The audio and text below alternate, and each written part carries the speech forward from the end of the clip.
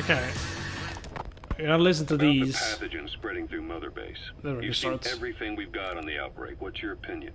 Textbook symptoms of vocal cord parasite infestation.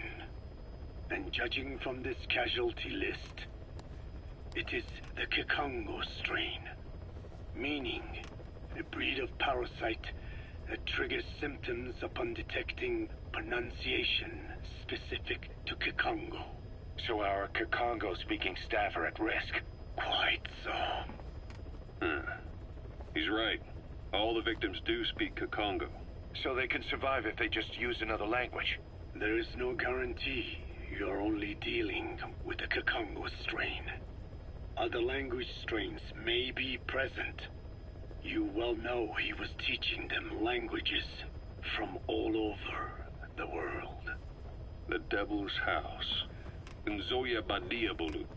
There is no way to know how many strains he has at his disposal. So how do we keep them from becoming symptomatic? You mentioned using microbes. Use this. A type of Wolbachia. Introduced to a sample of the parasite. Wolbachia? A parasitic bacteria that colonizes the parasites, turning male to female and preventing copulation. You must cultivate more. What have you done with the infected bodies? Cremated to stop the spread of infection, but we did keep a few for study. Good. Take this sample, grind it to a pulp, and introduce it to the larvae now nesting in the dead. The Wolbachia will multiply rapidly within those larvae. They're soldiers, not some petri dish. Conventional cultivation methods will take too long. Extract the Wolbachia from those larvae and vaccinate your men. Kikongo speakers first. This is the fastest, surest way. No one is to speak a word of Kikongo until the Wolbachia are safely inside them. I will instruct your medical staff in detail on site. You have the appropriate facilities. Yes, but do not worry. I made a pact with your bit de Holone on the honor of the Dene. I speak no lies. Keep an eye on him. Follow me. I'll take you to the medical team. I wish those terms were translated. Now, we must wait for the Wolbachia to multiply in the larvae. How is the disease transmitted? If it's carried by insects or rodents, then... There is no intermediate host. So... The vocal cord parasites lay their eggs in the larynx of the host. Most hatch and migrate to the lungs, but some are transported to the mouth through ciliary movement, mixing in with saliva. Saliva. Droplet transmission. Sneezing, coughing. Any food or water containing infected saliva. It would spread fast. Indeed. And when the larvae migrate to the lungs, symptoms can resemble the early stages of a cold, making it easy to infect others. Meaning a simple conversation would be enough to pass it on. All right, so what happens after the larvae migrate to the lungs? It is as I said before. They mature by feeding on alveolar tissue. It is only then that noticeable symptoms appear in the host. And by that point, it's too late. He's infected everyone else. It's one hell of a weapon you've created. That is what Blag Ana wanted. Something that would spread easily. In truth, he's not the reason. But we will discuss that another time. The Wolbachia have multiplied. We're preparing to extract them and begin vaccinating. But is this really the only way? Sure, it'll prevent infection, but the cost? You would rather remove their vocal cords? No. Tactical communication's a linchpin of what we do. What if we were to ban the use of Kikongo? Insufficient. First, there's no guarantee that only the Kikongo strain is here. Second, there is the matter of how the parasites lay their eggs. Before they can copulate, they must be exposed to the pronunciation of a specific language for a period of time, like a container filling with water. But the duration between when the container is full and when the copulation actually begins varies from case to case. In other words, even if the infected stop speaking as a countermeasure, it may already be too late. The only true solution is to prevent copulation through the Obachia, or by physically removing the affected tissue. Do any anti-parasitics work? It sounds as though you have already tried. Yeah. We tried every one there is, and nothing. I have yet to find a medicine that can remove the parasites. At best, it temporarily covers their ears. Why is that? Because the parasites are companions to us. To remove them inevitably harms the host. Companions? More than you think. And this is why the human immune system cannot eliminate them. We've inoculated the staff with Wolbachia to keep them from becoming symptomatic. That should also contain the infection. How did this happen in the first place? It has to have been a Cypher spy within our ranks. If this is so, then why the Kikongo strain? If their intent was to wipe you out. Skullface said the remaining English parasite was close to the boss. If this latest strain was his doing, he wouldn't have tipped his hand. It is possible someone brought eggs onto the base without knowing. Stuck to their shoes, clothing. Well, that makes the most sense to me. And where did the eggs come from? You mentioned that your boss visited Nzoya Badiopulu. Sure, but his gear's disinfected immediately upon return. Then he was not the carrier. And not just the boss. All staff dispatched to high-risk regions were quarantined on the flight back. When the symptoms first appeared, we checked and disinfected all equipment used up to that point. Any and all prisoners, soldiers, materials, and animals extracted during missions were also quarantined. So, that just leaves... I have seen children around here. Where are they from? All over. Some were being held hostage at a mine. Then there were the troublemakers at Bwala Yamasa. Bwala Yamasa? Yeah. Their clothes, their things. Did you burn them? They're just kids. We couldn't. And besides, not one of them's shown symptoms. The parasites don't infect prepubescent hosts. Their vocal cords are not fully developed. Well, if infection doesn't occur in children... It is possible they carried eggs on their clothes, and the infection spread from them. Check the kid's stuff. I doubt there is any trace left by now. But if there is, some of those kids must be close to hitting puberty. How could we have missed this? The name Bwala Yamasa got quite a reaction from you. I'm guessing the Kikongo strain was released in that village. Cypher used that region to experiment with vocal cord parasite transmission. The Kikongo strain. The settlements around the refinery upstream of Bwala Yamasa were the proving grounds. They would infect one villager, then record transmission speed. Dangerous work. If they failed to contain the infection, it would slip into the surrounding regions. At which point the world found out about the parasites, making them useless as a weapon. Incredible they'd risk such a thing. The test site was densely populated too. A terrible place for such experiments. No doubt, They thought burning everything would wipe away all traces. The settlements were covered in oil anyway. Who would wonder if one day they caught fire? And so it did. They burned it all, living and dead. Those remains. But they miscalculated.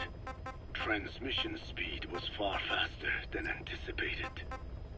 It may have been the temperature, or hygiene standards, or perhaps the parasites reacted quickly to Kikongo. Whatever the reason, nearly all villages were swiftly infected, and the settlements reduced to mounds of corpses. Making matters worse, the dry season was ending. When it came time to burn the village, the Moneni River had swelled. Many of the bodies were waterlogged.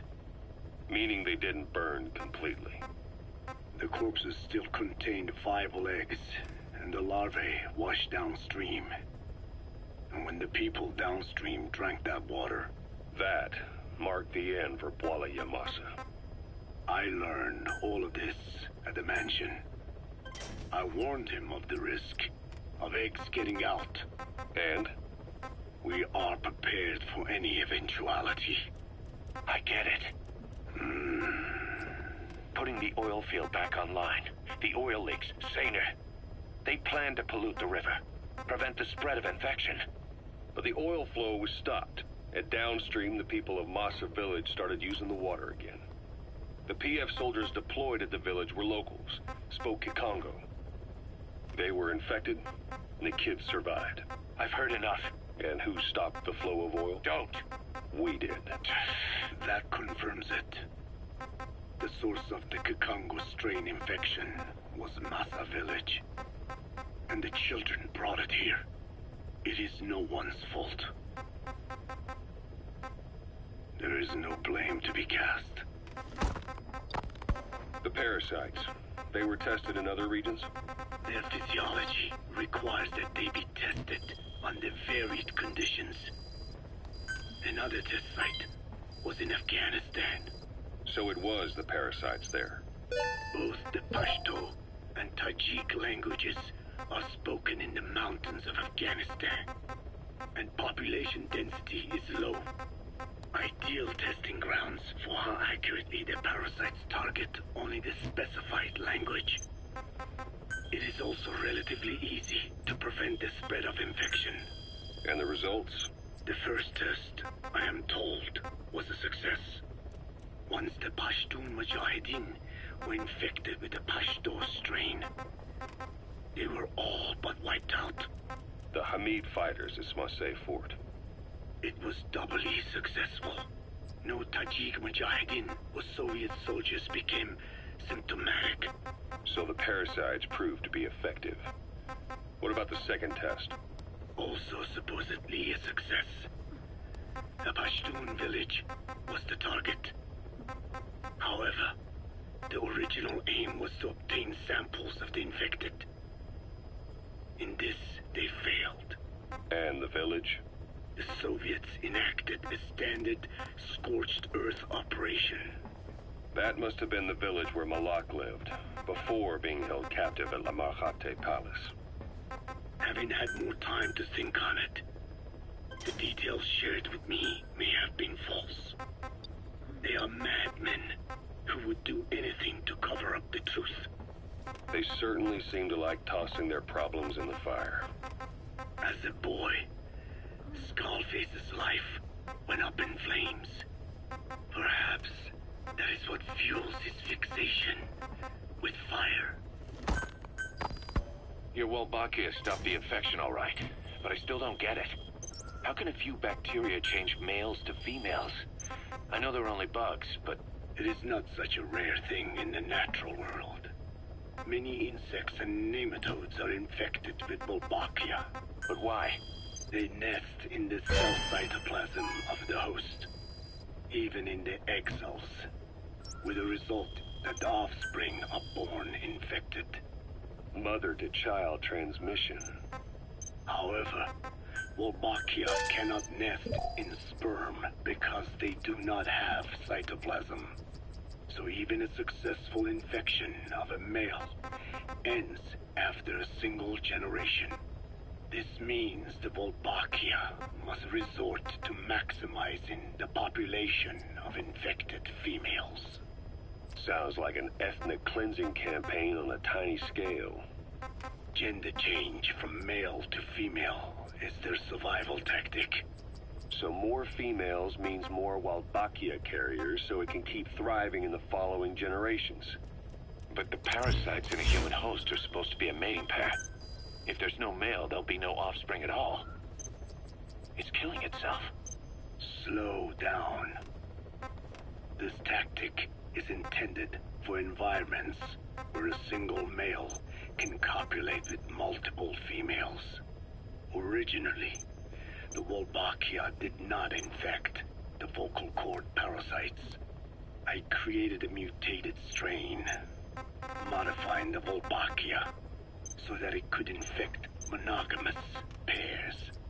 The Wolbachia's greatest multiplying tactic, the male-to-female change, worked against itself in the monogamous parasites. Just as you said. Then, I performed repeated selection of Wolbachia strains until I achieved 100% certainty of male-to-female conversion. Creating female-female pairs, unable to reproduce. And you say the Wolbachia affects the host of the host, that is, us, cutting off our means to reproduce? It is almost certain. Of course, we will not turn female. After all, mammals possess no natural gender-changing function. But some Wolbachia strains can cause cytoplasmic incompatibility in the host. Is that some cell deformity?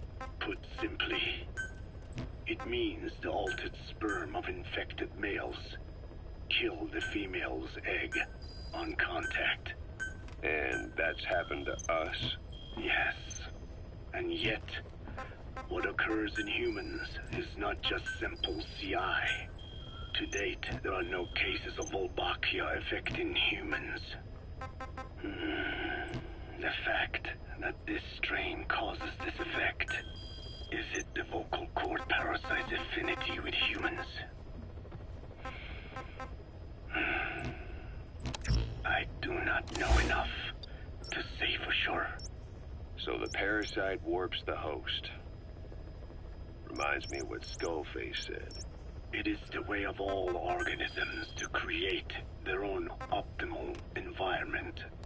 Just look at you and this base.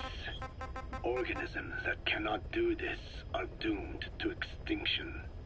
The difference with parasites is that their environment is another organism. That creates a connection between life and life.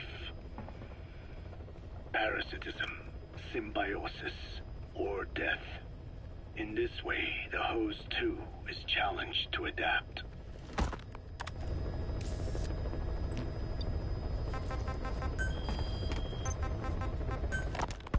About this OKB-0 Emmerich was talking about. Its location and features match the citadel in the mountains northeast of the Soviet base camp.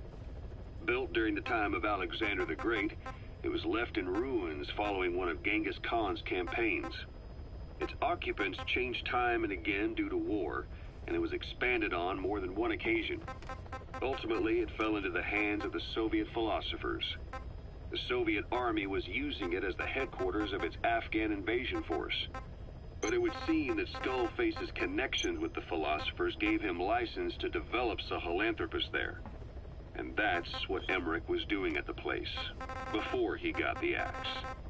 But OKB is a designation the Soviets use for weapon design bureaus. There's no way they'd have one of those in Afghanistan. And in principle, the numbers that follow OKB are always integers above 1. There is no 0. Perhaps this was a secret facility of the Soviet and Chinese philosophers dating back prior to World War II. though it's more likely Skullface just picked a fake name that more or less fit the Soviets' pattern. He doesn't go there often, but he sure as hell won't miss this. They use the heliport on top of the tower for his visits. Start by heading for the heliport, then wait for your chance to make contact with Skullface. It seems Sahelanthropus' armor is made from depleted uranium. That offers some serious protection. The U.S. military is planning on using it for its main battle tanks, too. Maybe that's where Emmerich got the technology. Uranium? They're using nuclear fuel for armor now? No. What they use for nuclear fuel is uranium-235, which is extracted from natural uranium. Depleted uranium is a byproduct of that process. Sort of like the leftovers, I guess. The garbage. Uranium-235 makes up 0.72% of natural uranium, whereas depleted uranium contains only 0.2%. What are the benefits of using it for armor? It's a pretty short list. Uranium's a heavy metal, like lead, meaning it can hold a greater amount of kinetic energy. But it also boasts a hardness closer to tungsten. That makes it an ideal material to use for, say, armor-piercing ammunition penetrators. But it's not the best choice for armor.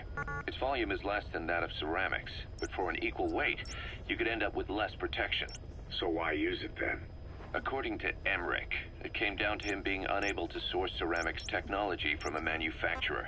Plus, given that it's an upright walking vehicle, he wanted to reduce the bulk of certain areas. Despite all that, depleted uranium still makes for some tough armor, and Emmerich says it's been proven in live fire tests. It stops most Soviet tank shells.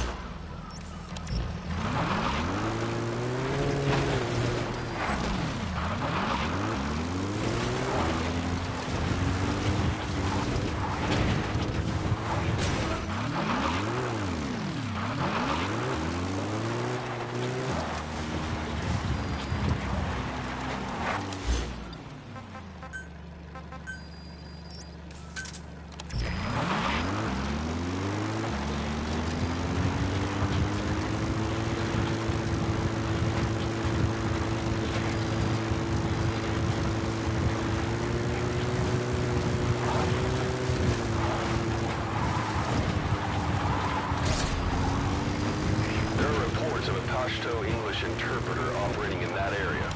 If you extract him, he could be plenty useful for us.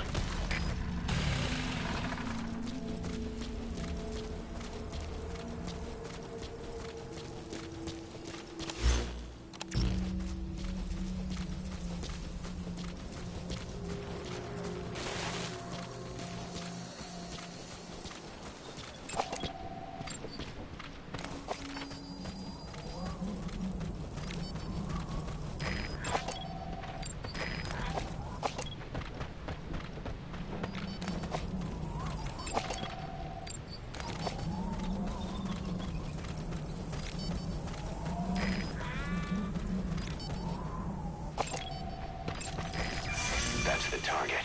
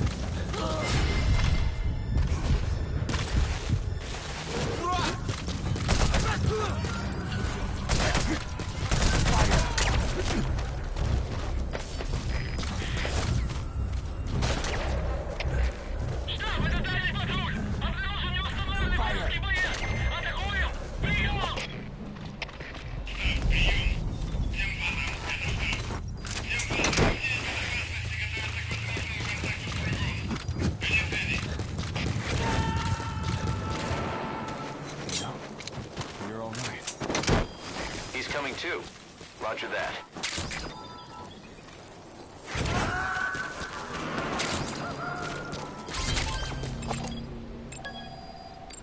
Okay, subject is in.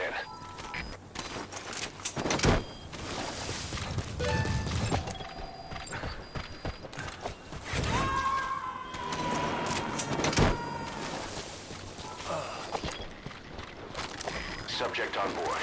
Leave the rest to us.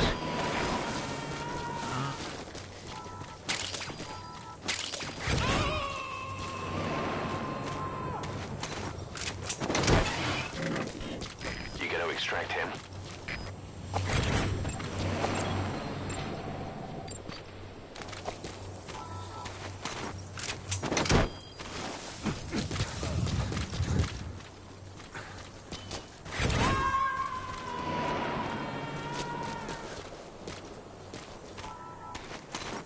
He's coming too. Roger that.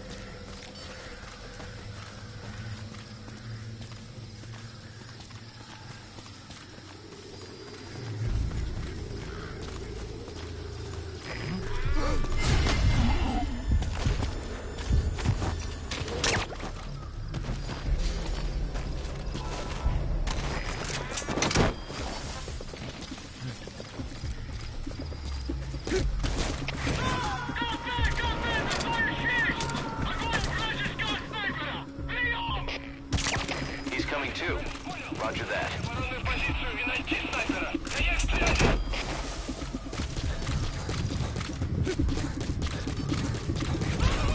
Fire!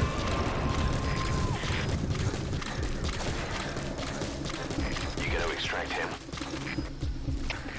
Fire!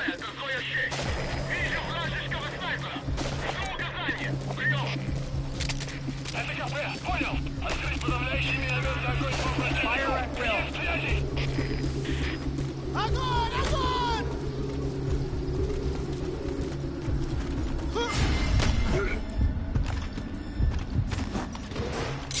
Talk.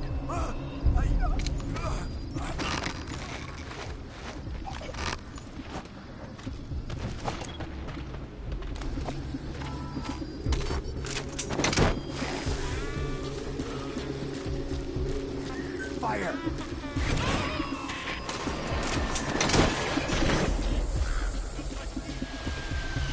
Subject on board. The rest of us.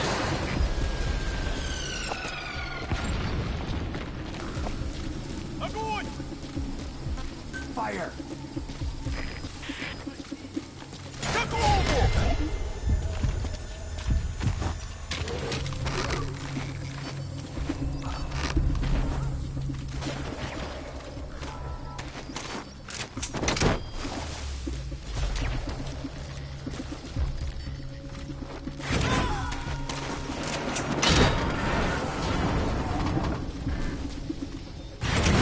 He's coming too.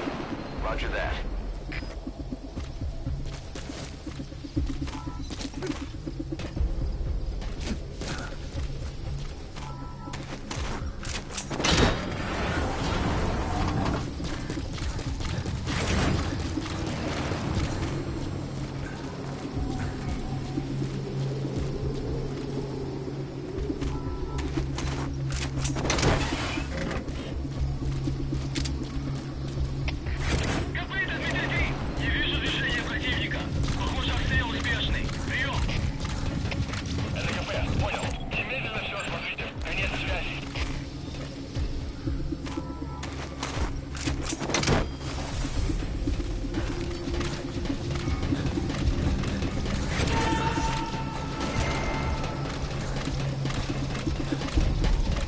You gotta extract him.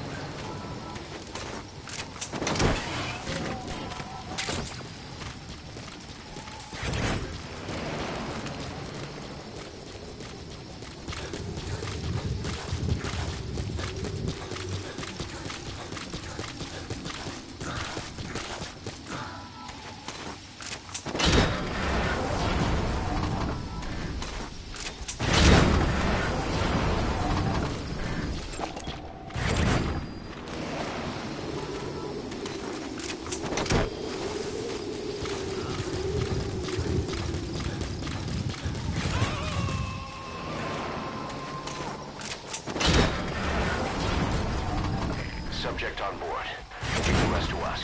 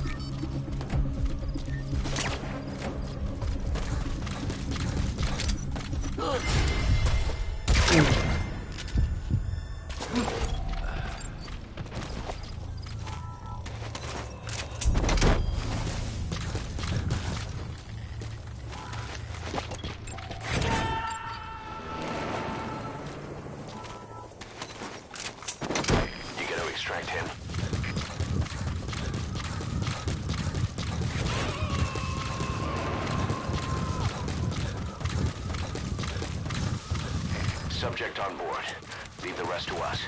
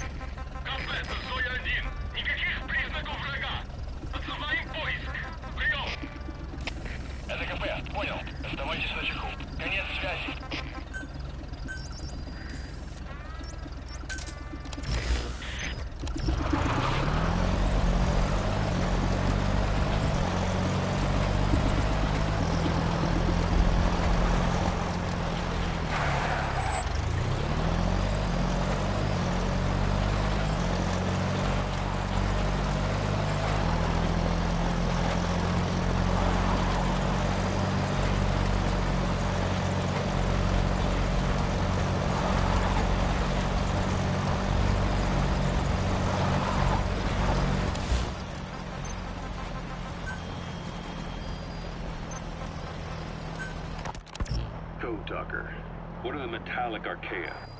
Volcanic craters spewing sulfur. Water hot enough to boil your skin off. Ocean depths of 800 plus atmospheres.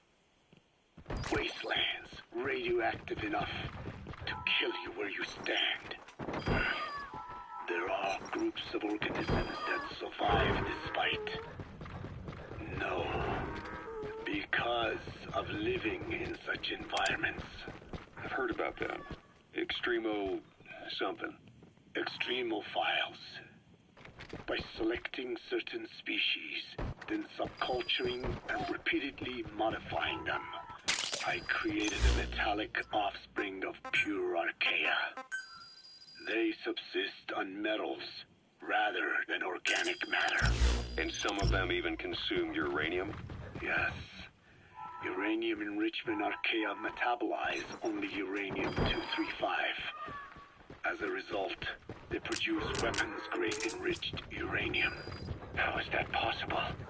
Consider how plants fractionate carbon isotopes when they conduct photosynthesis. Nature possesses abilities beyond our imagination. So it was archaea that brought down your chopper? Corrosive archaea, yes. They oxidize metals, feeding off the energy in the electrons they receive. What became of the wreckage? We had the R&D team retrieve samples for study in airtight plastic containers, of course. Prudent.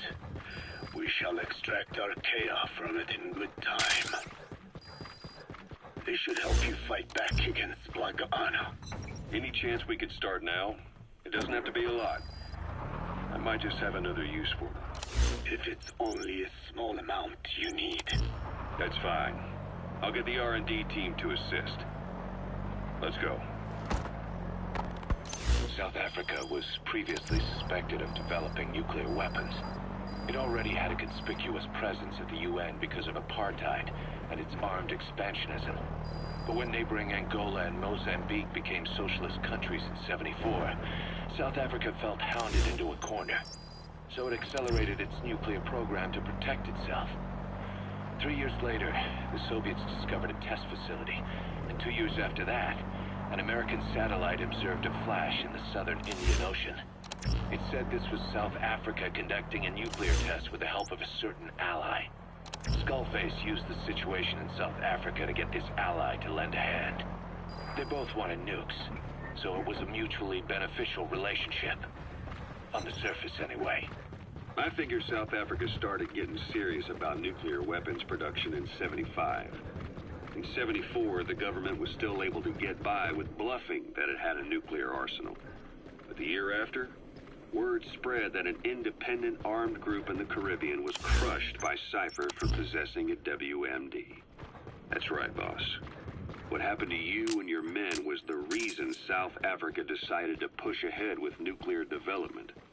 A force independent of any country getting its hands on a nuke.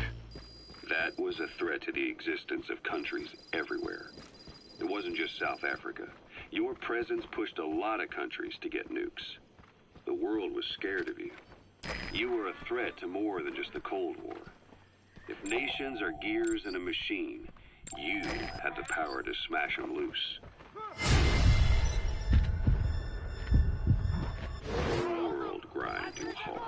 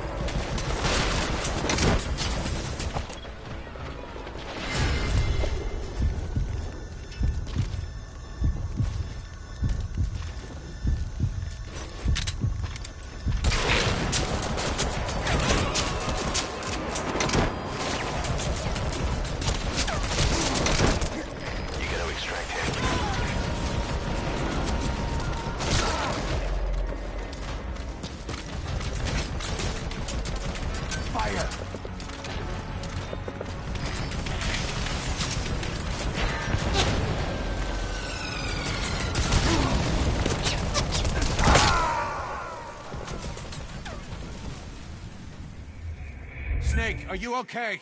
Snake!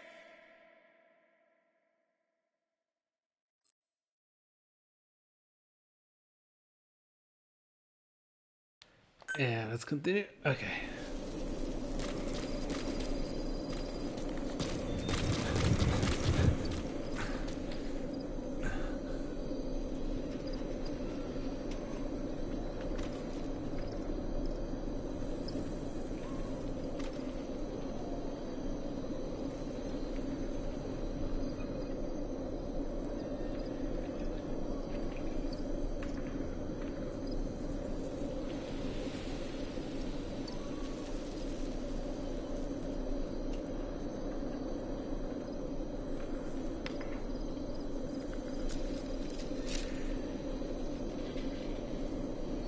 Okay, let's try this again.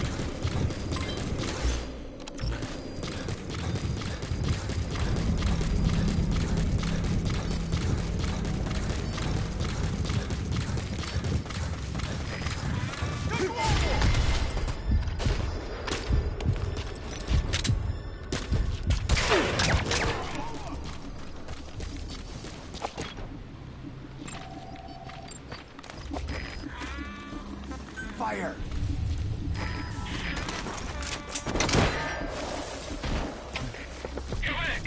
Cover me! Get down! Fire! You gotta extract. Fire!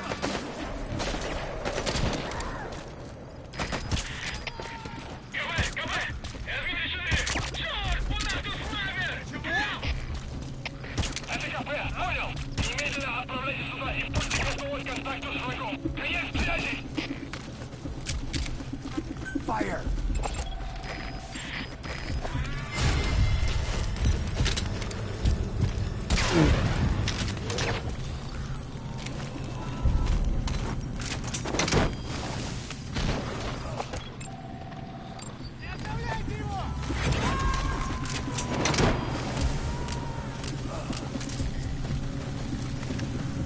He's coming too.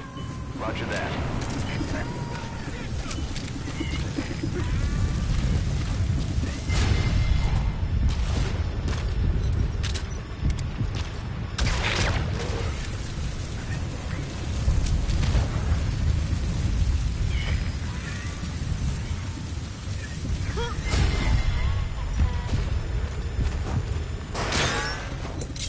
Oh,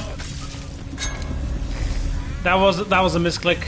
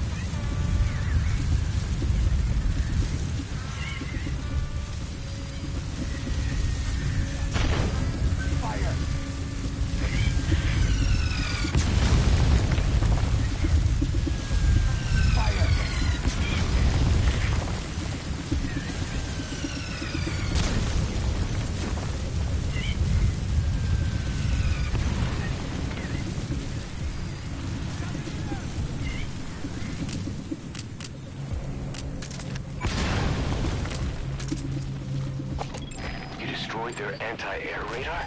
It wasn't one of the targets, but that's put a hole in their air surveillance. The chopper will be able to get in close now. You can designate a landing zone near the outpost.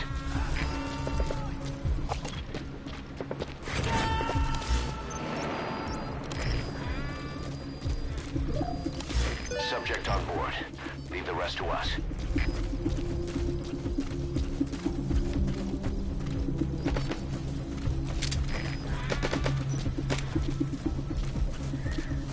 Fire!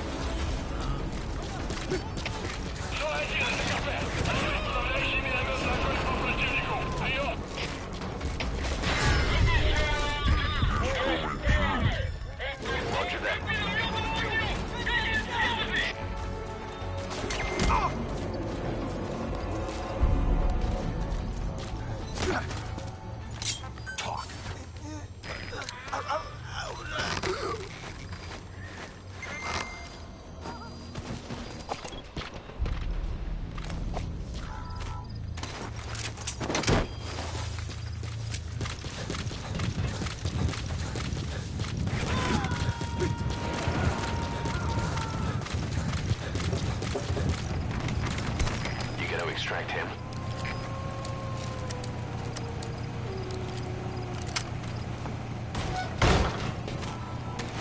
Oh no.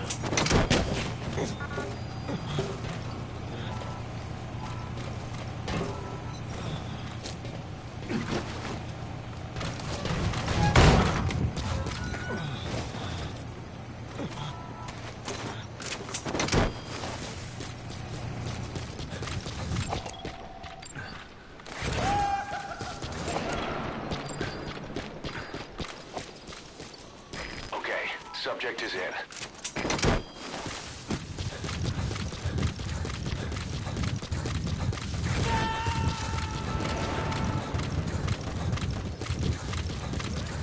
Subject on board. Leave the rest to us.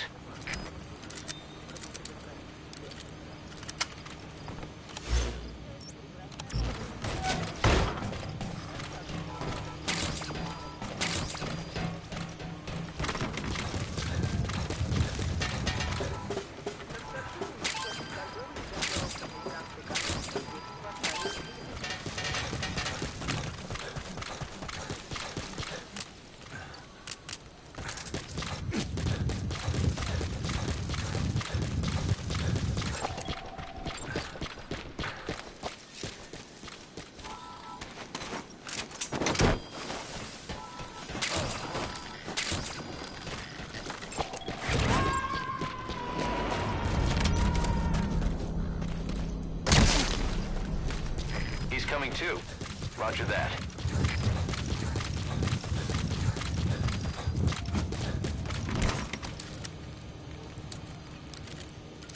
Where the fuck is the prison I need to capture?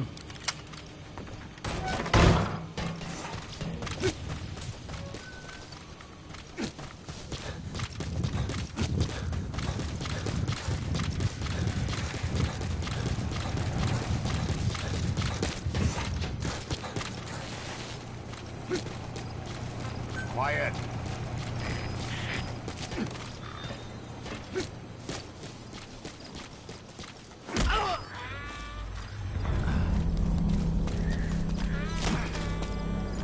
Spit it out.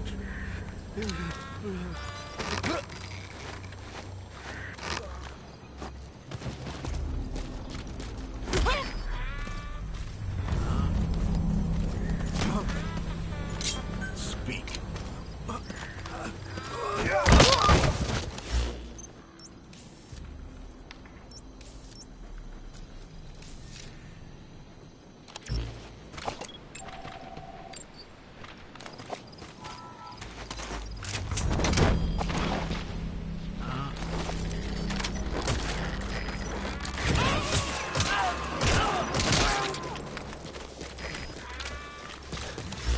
Subject on board. Leave the rest to us.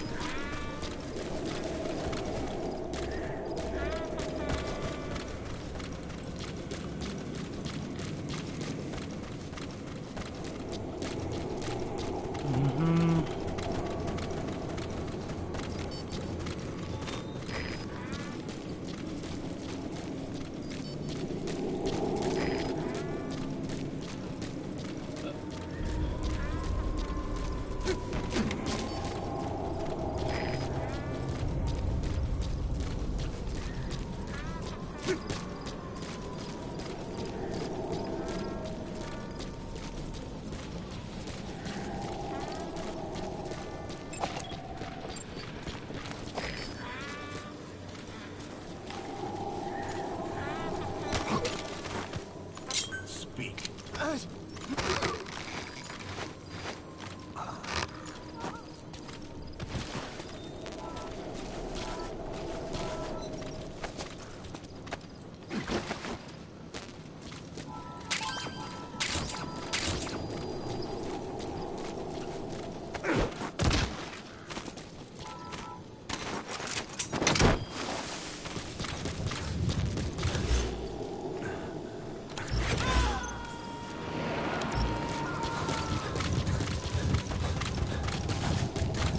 He's coming too. Roger that.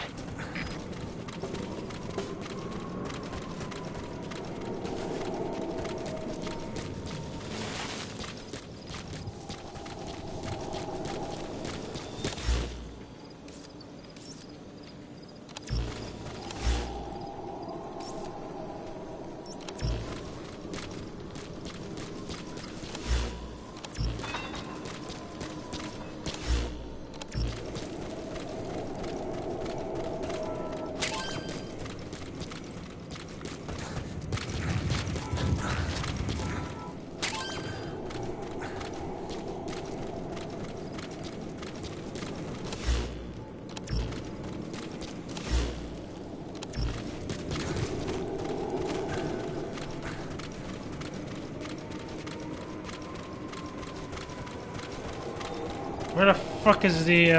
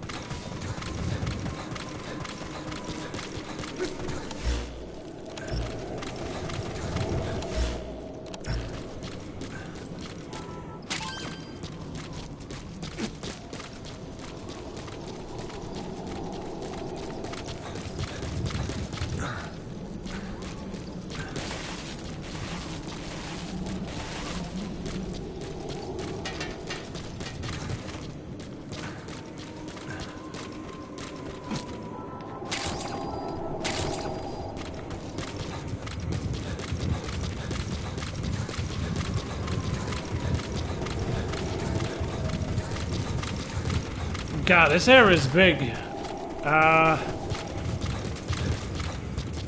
Nope.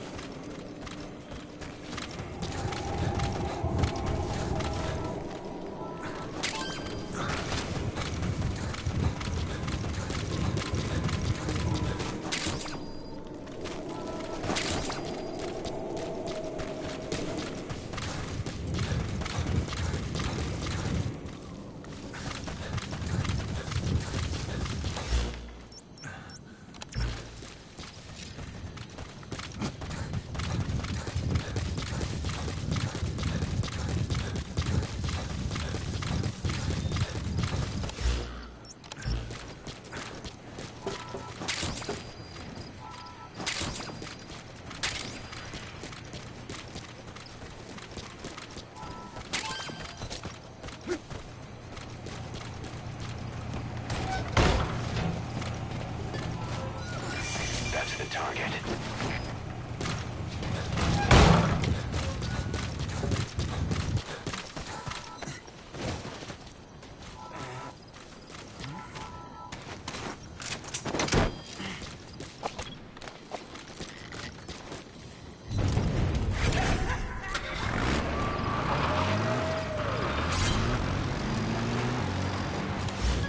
Subject on board. Leave the rest to us.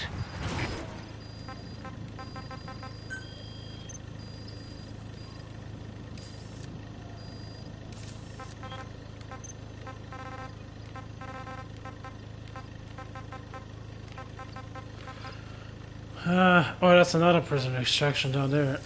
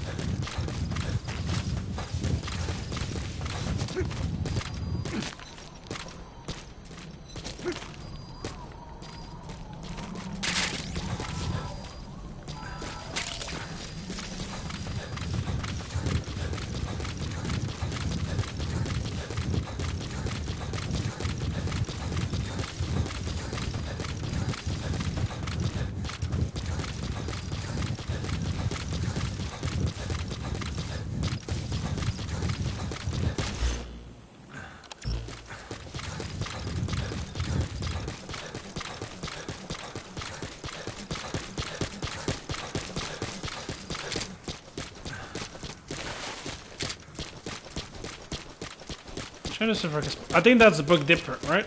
So for one of these.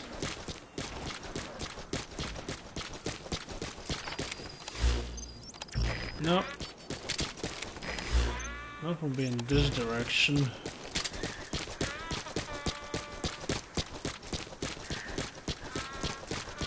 Okay, this may make more sense.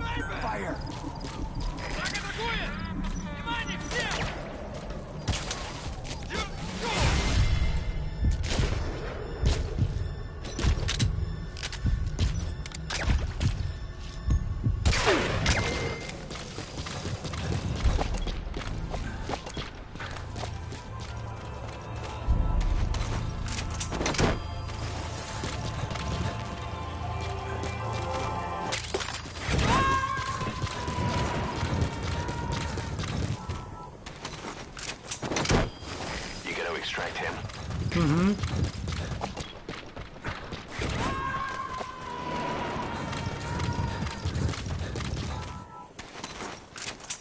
Subject on board. Leave the rest to us.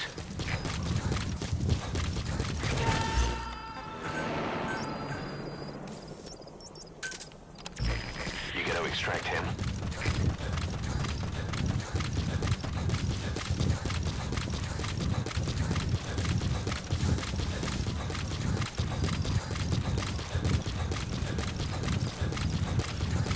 Yeah, by the time I reach the...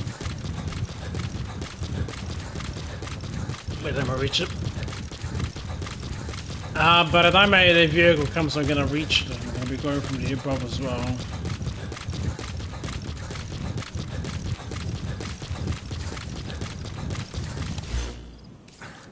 Snake needs his cardio workouts.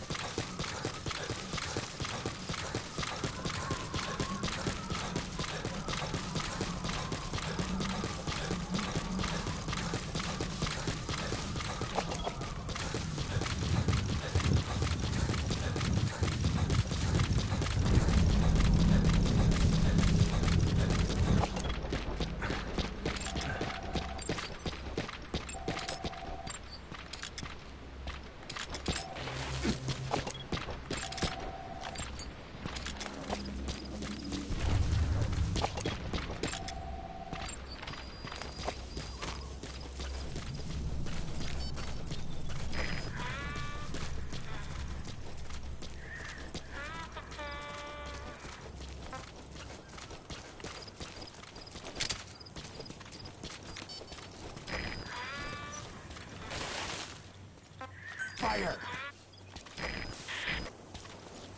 Come over! Fire! Нашел снайпера!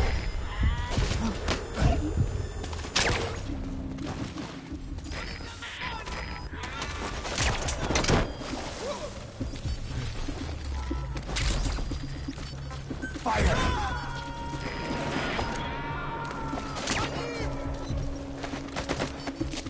He's coming too. Roger that.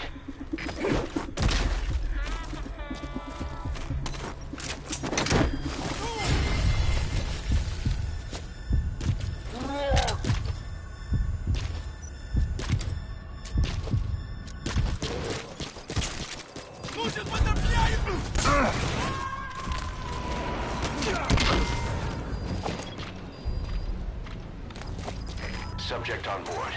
Leave the rest to us.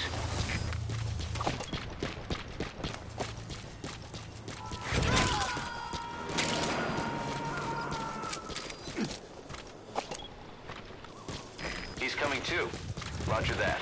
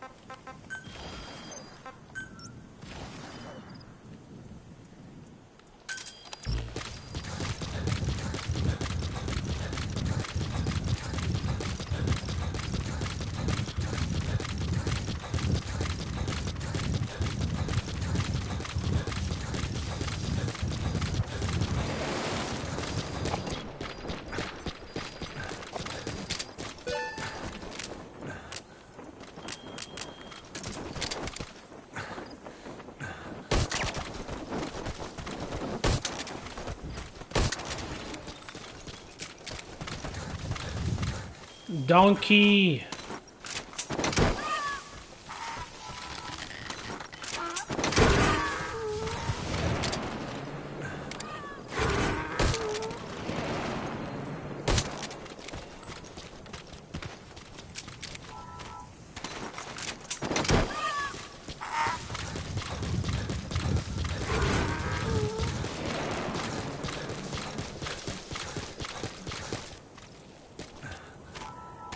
No, what the fuck?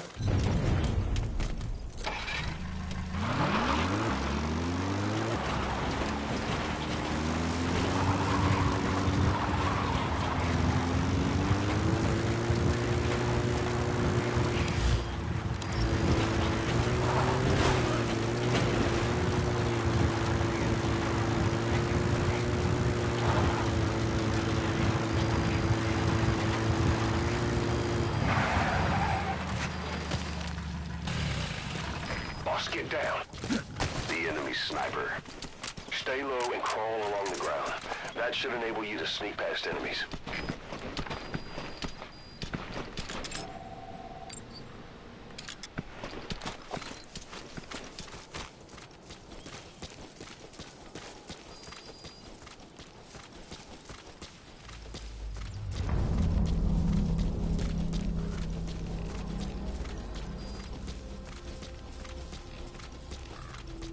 Thank you, my AI service.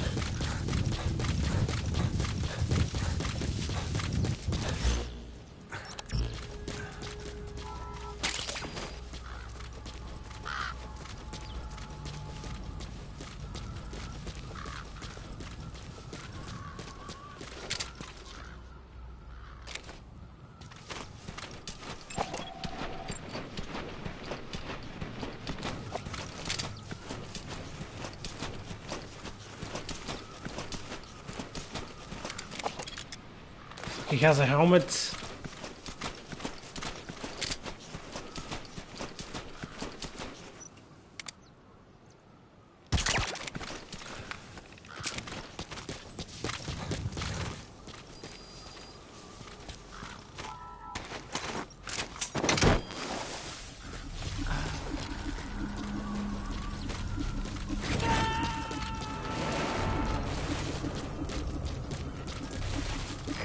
Extract him.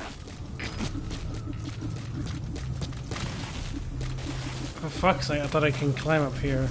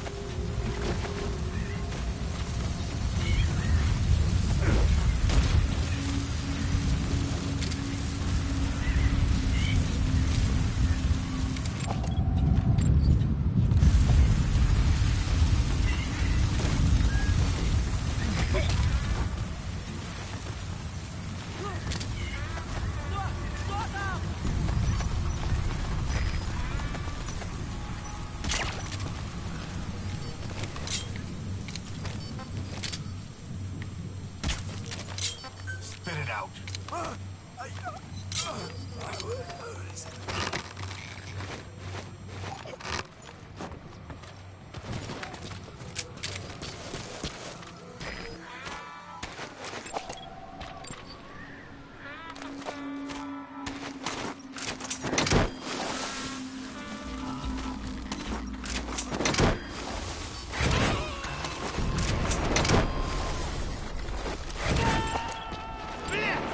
Subject on board. Leave the rest to us.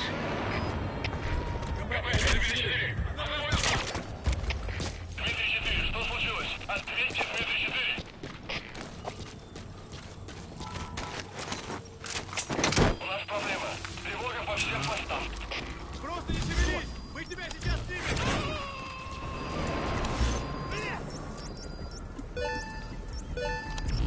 You gotta extract him.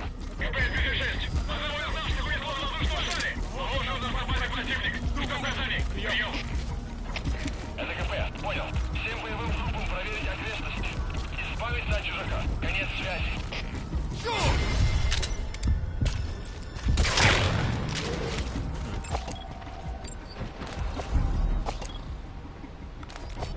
What kind of shitty character are you?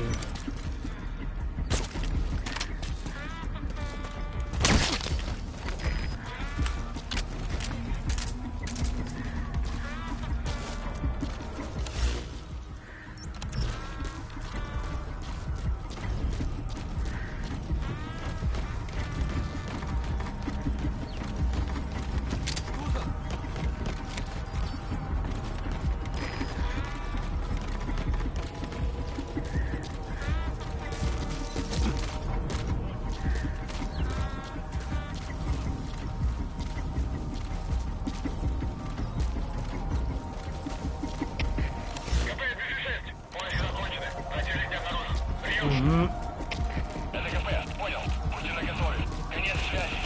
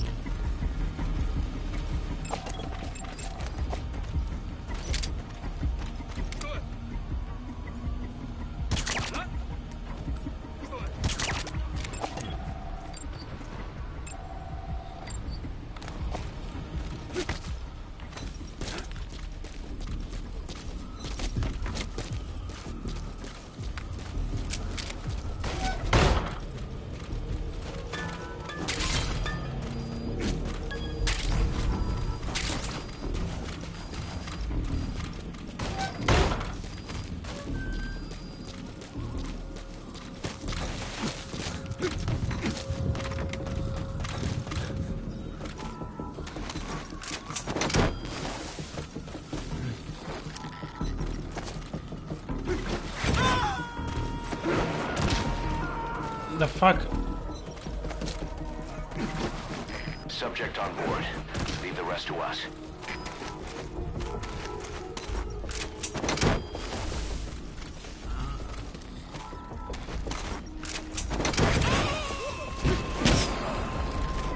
Просто не шевелись! Мы тебя сейчас снимем! He's coming too. Roger that. КП-56! Одного из наших унесло на воздушном шаре! Похоже, у нас на базе противник! Жду указаний! Прием! Roger. ЛКП, понял. Усилить безопасность и найти нарушителя. Конец связи.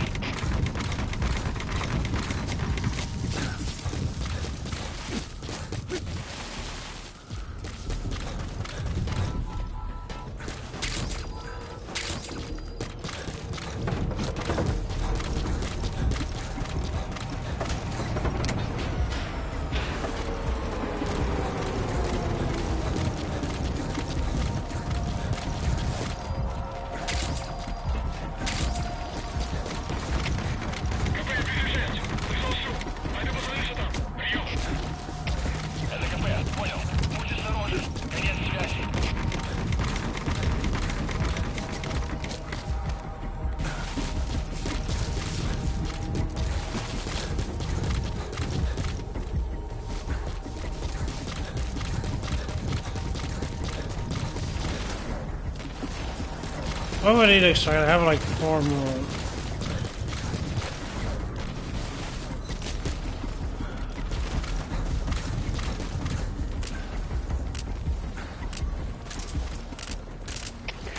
КП-56. Все проверил. Ничего необычного. Прием. This is B-Quad. Arriving shortly at LZ.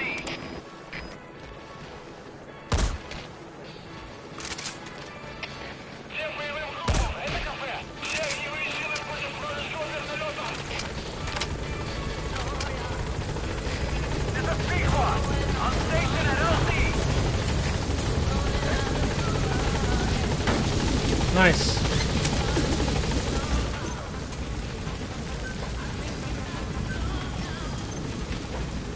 Gaining altitude.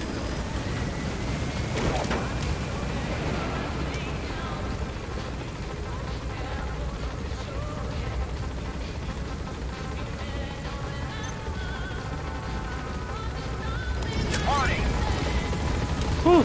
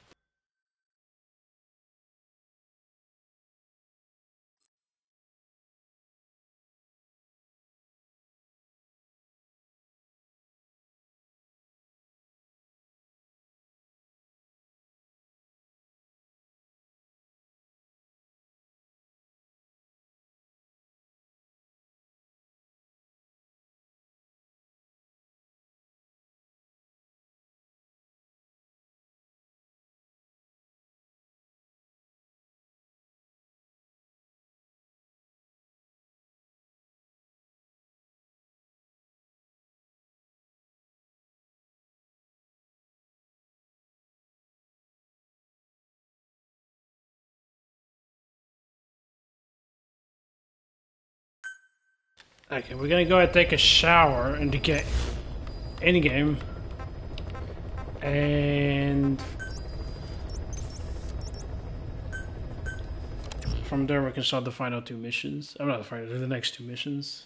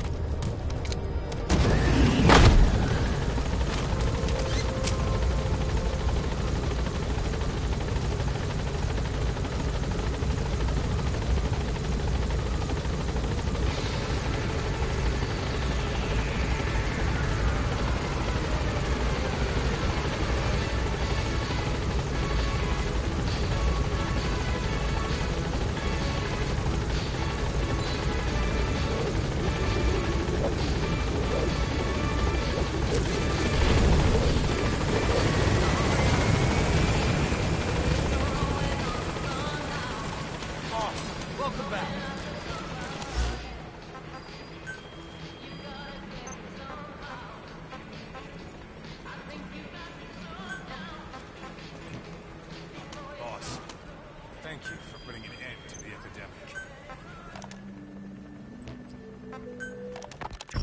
Emmerich uses externally powered legs of his own design. It's bionics technology, a product of the U.S. military's failed attempt to develop a powered exoskeleton. All the wearer has to do is apply a little force, and the actuators continue the movement in that direction.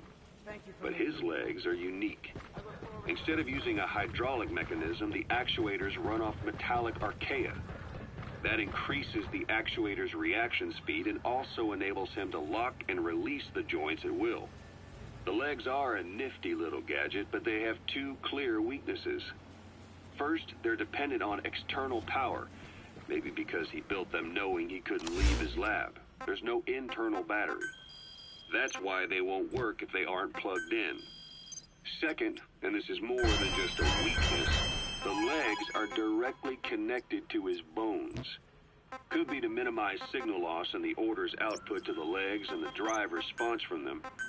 Either way, Emmerich has used bolts to attach load-bearing parts directly to his femurs, probably by mimicking surgical treatment for compound fractures and the like. But the end result is those legs and his body are fused together. And that appears to be how he's able to move them so precisely. But that also means that any shock to the legs would be delivered right to his bones by way of those bolts. The same is true if he encounters the corrosive metallic archaea. If the corrosive archaea ate into the exposed bolts, they'd reach the endoskeleton parts and eat through them too in the blink of an eye. The doctor's bones are full of holes to accommodate all the bolts. They're like sponges. If he were to lose the reinforcing parts, even the tiniest bit of force or weight would snap his bones.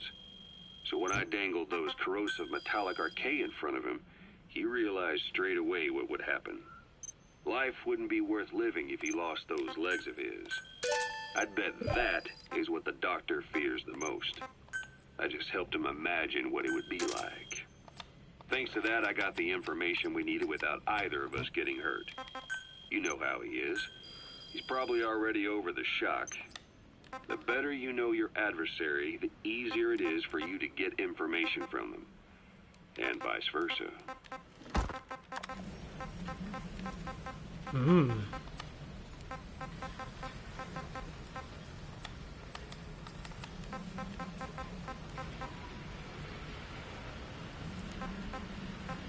I could have been developing this if it wasn't for the virus.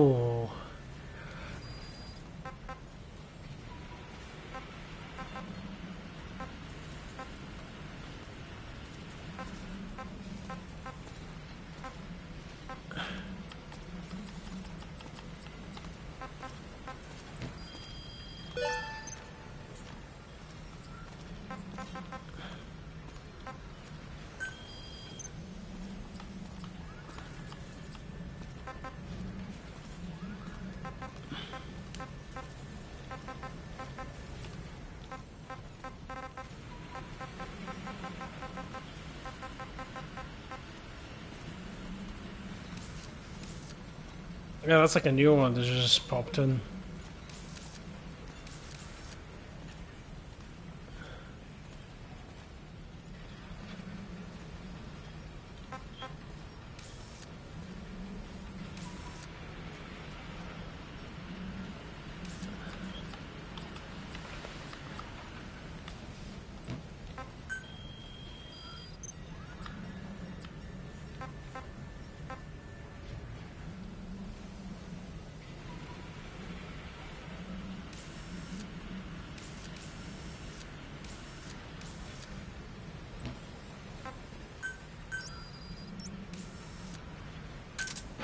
Roger. This is B-Quad. Arriving shortly at LZ.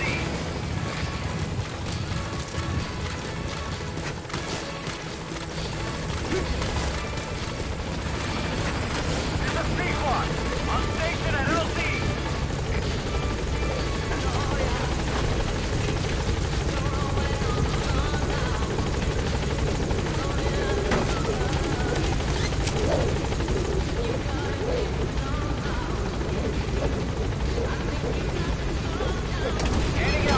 Hello.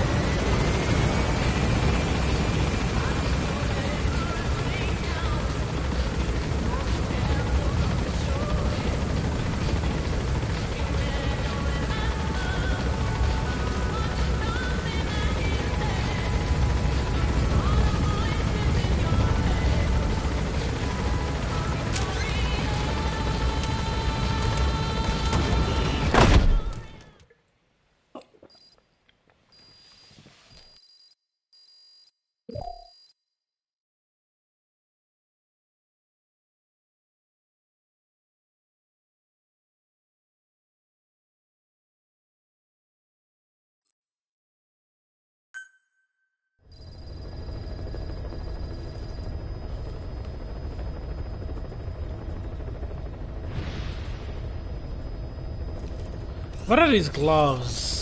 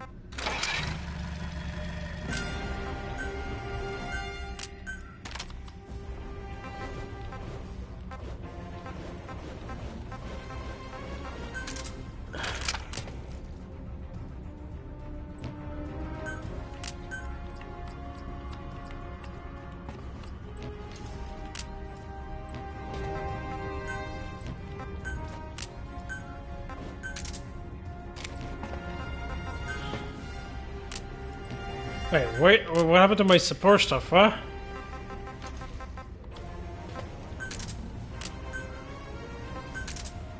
I fuck, I forgot to place decoys.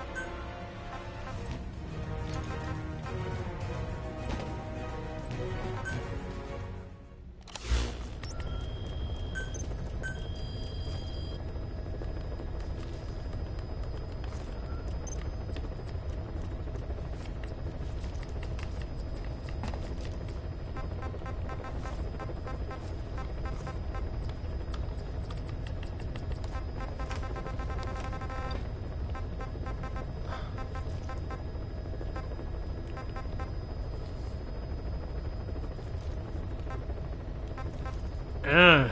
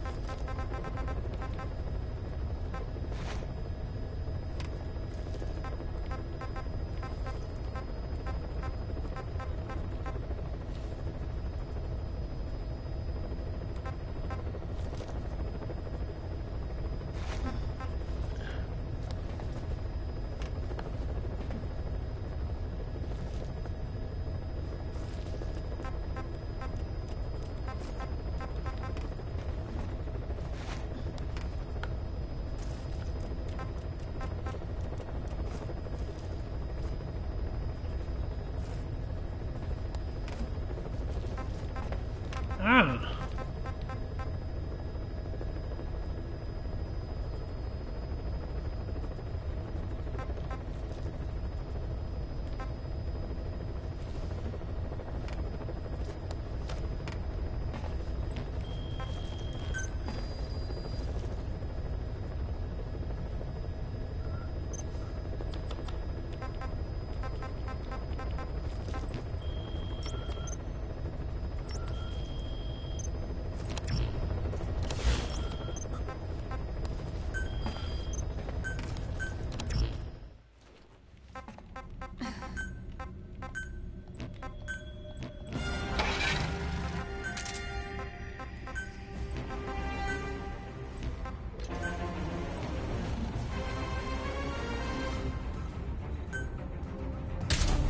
Let's go.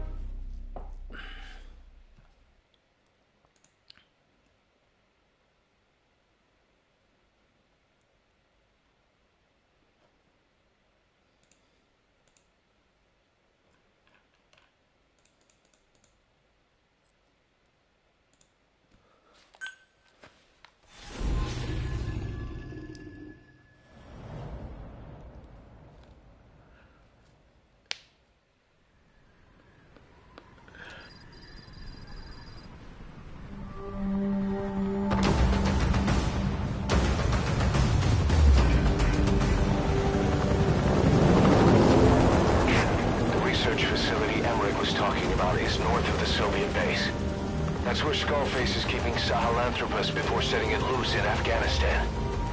There's a good chance he's got nukes, too. Boss, we need to figure out what Skullface is up to. If you make contact with him, get him to talk. The ethnic cleansing parasites, Sahelanthropus. Find out what his plans are.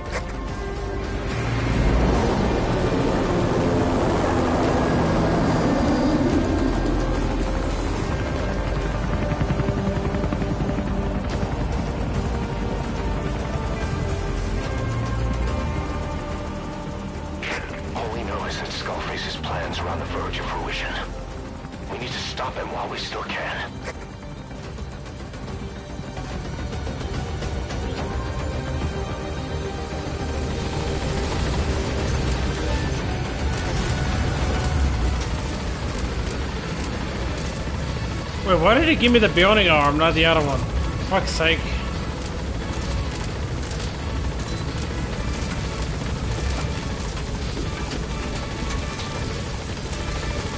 Be careful down there, boss. The Soviet soldiers in that area are all dead. Apparently XOF unleashed the Russian parasite strain. To isolate the facility, they first spread reports of a chemical weapon leak. The infection won't spread into the surrounding regions. Still, I think they just exterminate the men who work with them all this time. Skullface must be making his final play.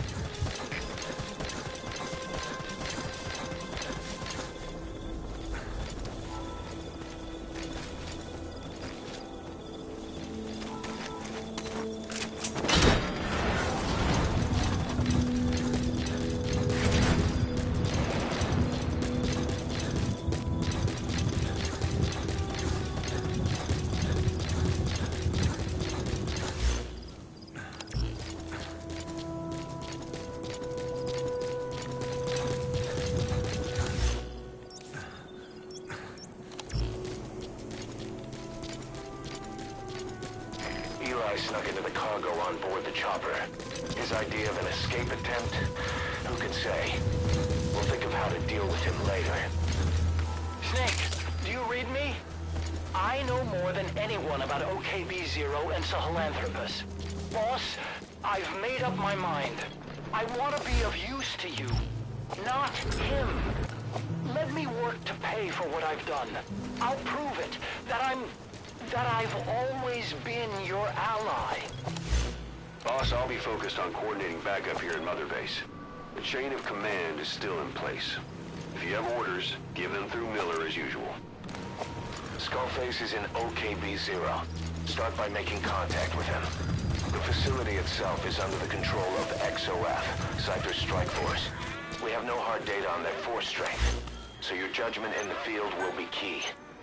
Boss, we're finally here. Find Skullface, and take everything from him.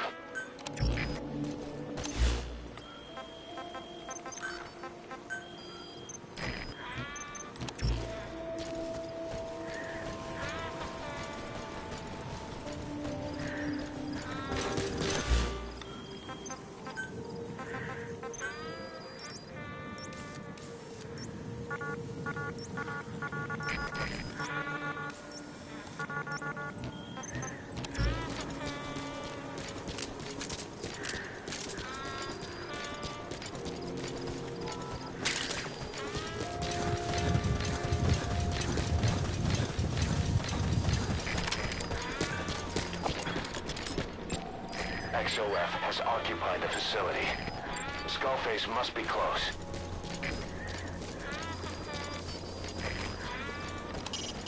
Make contact with Skullface. Head for the silo at the facility's northernmost point.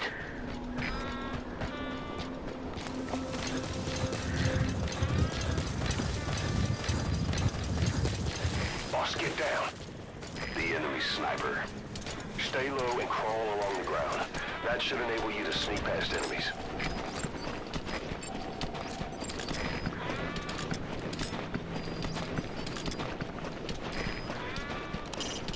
Keep in mind that time doesn't stop while you use the iDroid. You can even move around while using it, but pay attention to your surroundings.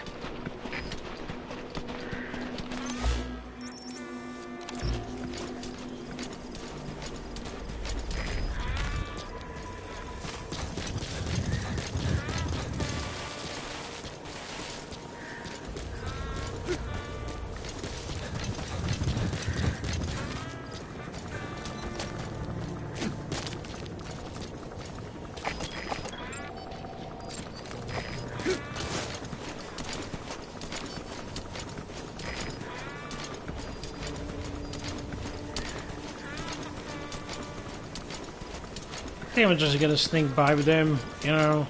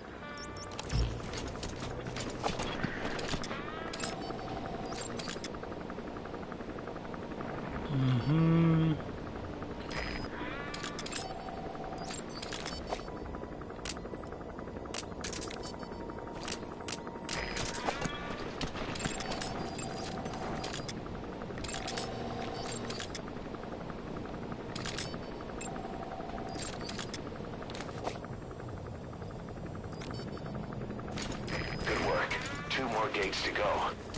Still all quiet at the silo. No sign of Skullface or his Goliath. Surely they can't already have... No, never mind.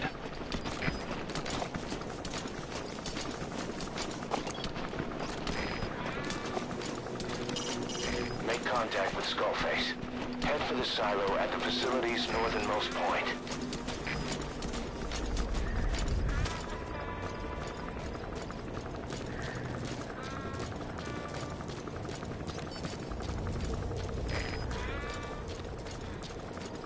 I can always come back at a later date to extract everything. I'm currently beating the mission.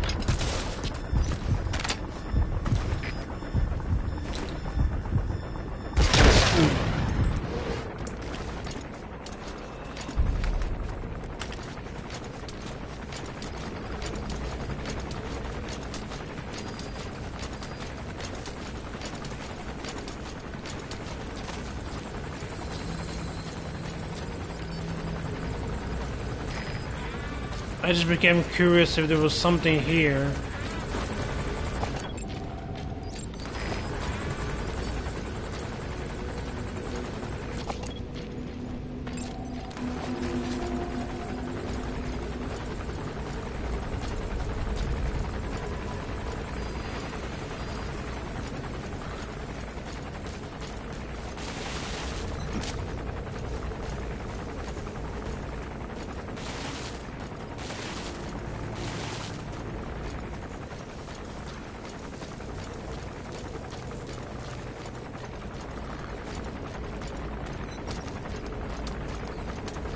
Huh. All right, you're through the second gate. Only one gate left. From here on in, you're in the enemy's headquarters. Something's wrong. But it has to be here.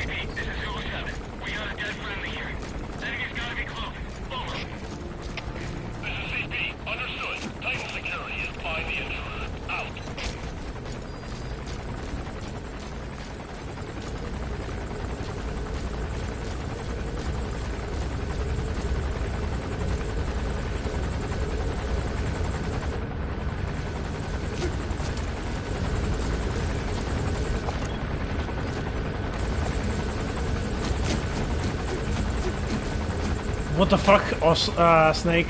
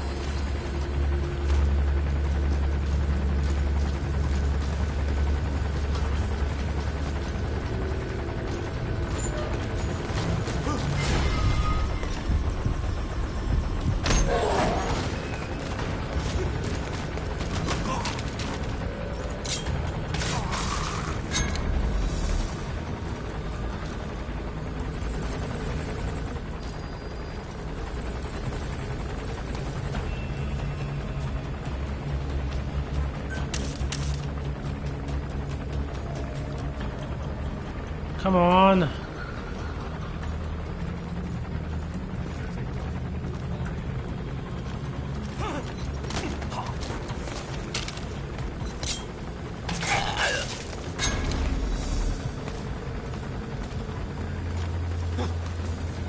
Huh? What's up?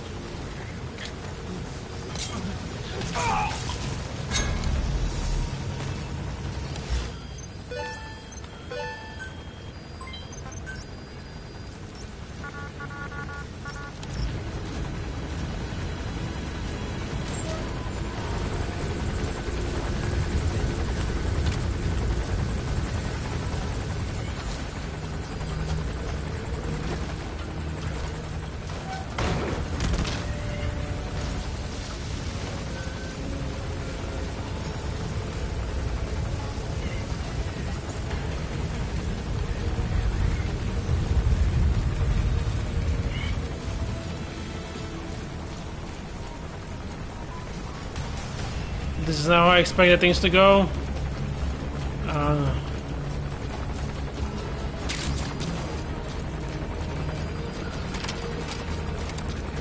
on. Oh, okay.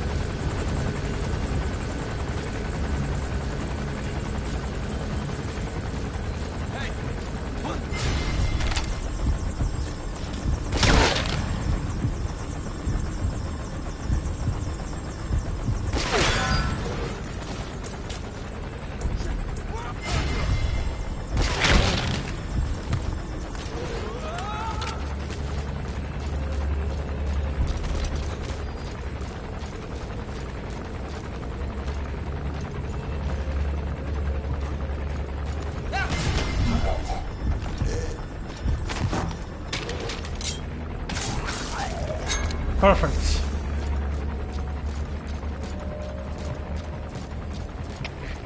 CP, this is Delta 3. We got a dead friendly here. Enemy's gotta be close. Over. This is CP. Understood. Further losses are unacceptable. Keep your eyes open. Out.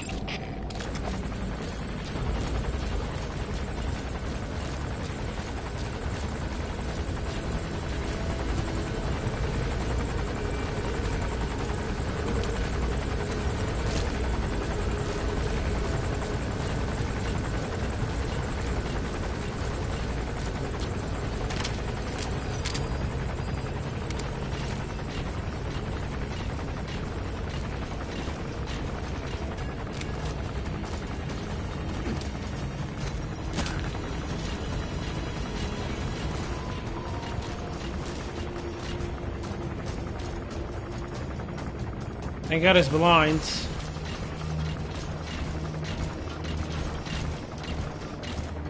Can you see somebody out of a D-Walker? You can!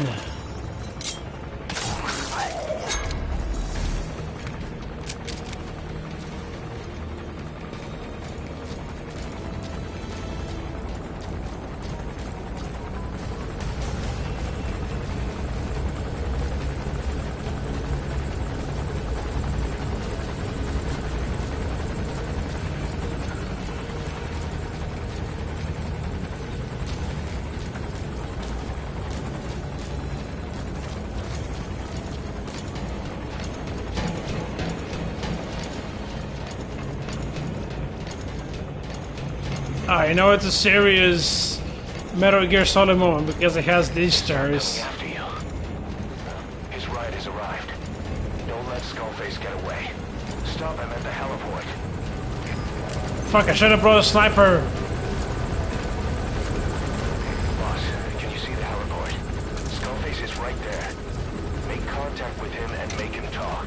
You have to stop him before his plan is set in motion. Sahelanthropus is somewhere inside there. First of all, make contact with Skullface. Don't kill him yet. We need him to talk first. Okay. No, we want to kill him yet.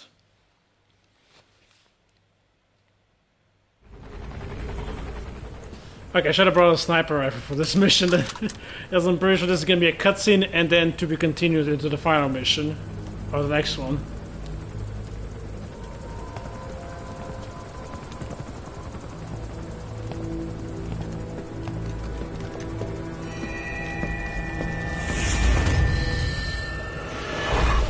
You too have known loss, and that loss torments you still.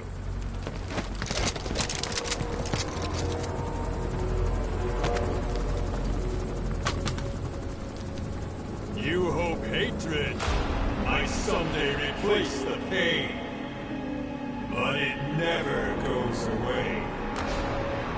It makes a man hideous, inside and out. Wouldn't you agree? We both are demons. Our humanity won't return. You, me, we've no place to run, nowhere to hide.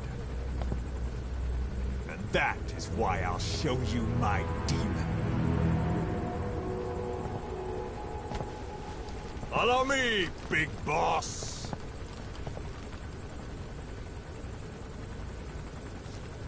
Well, he seems reasonable minus the whole... Well, the fact that he's a fascist genocidal maniac. Just go along with him for now. We're ready to fight if it comes to that. That's our leverage against him, our deterrent. He doesn't want a war on his hands. He doesn't want a war... Miller, are you sure this guy wants to genocide the entire planet?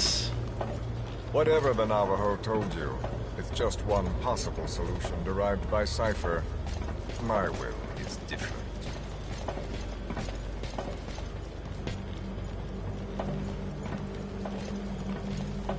I've known you since your time at Langley. I've long been the other side of your coin. 1964, Soviet territory. Box's first mission. Any mess you made, I was there to clean up. You completed your task, and admirably. The information you returned was far more than enough to fill our pockets. With it, our futures became, more or less, set in stone. Yeah, I think you're gonna get a rude awakening when you realize that I am not Big Balls, you know? I think the horn gives it away. And the fact that I'm not missing an eye. Then the Major came to me with an idea. Washington doesn't know how to spend money, he said. I'd like to redirect it.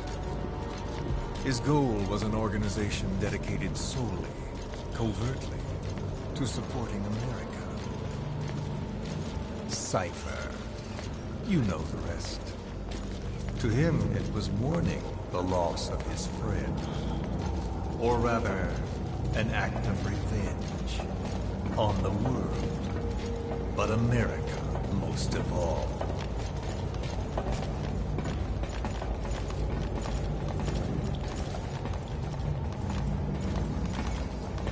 I mean, this is good because Venom doesn't... America is a country of unity, a meeting of immigrants. Instead of simply assimilating, its citizens live alongside others. Their roots are very diverse. America's never been made up of just one group. But he tried to forge a single consciousness, for it and from it. The idea that every citizen would use free will to unite behind their country. Unilateralism like that can't be entrusted to any one individual. So the Major sought a system that used information, words, to control the subconscious.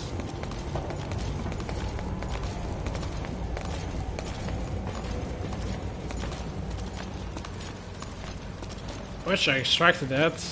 Can you give me 5 seconds to extract that? That would be nice.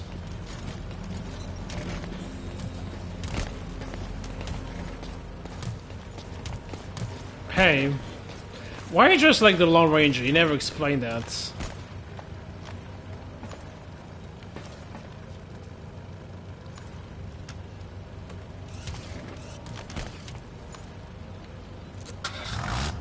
Ahem. Kind of awkward to set in silence, so...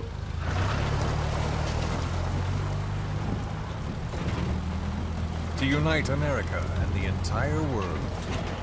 The Major thought this was his friend's will. But I think he never understood what she wanted. Before he ever walked or cried, even before he was born, his mother tongue was English. He doesn't know the pain of losing his own language. Not yet. He cannot understand her will. I do. I was born in a small village. I was still a child when we were raided by soldiers. Foreign soldiers. Torn from my elders, I was made to speak their language. With each new post, my masters changed, along with the words they made me speak. Words are peculiar. With each change, I changed too. My thoughts, personality, how I saw right and wrong. War changed me, and not only my visage. Words can kill. I was invaded by words, burrowing and breeding inside me. A philosopher once said, "It is no nation we inhabit, but a language." Make no mistake, our native tongue is our true fatherland. My fatherland, my truth was stolen from me. And so was my past. All that's left is the future. And mine is revenge. On those who leech off the words of their fellow man. This is what I learned from the Major. And then it hit me.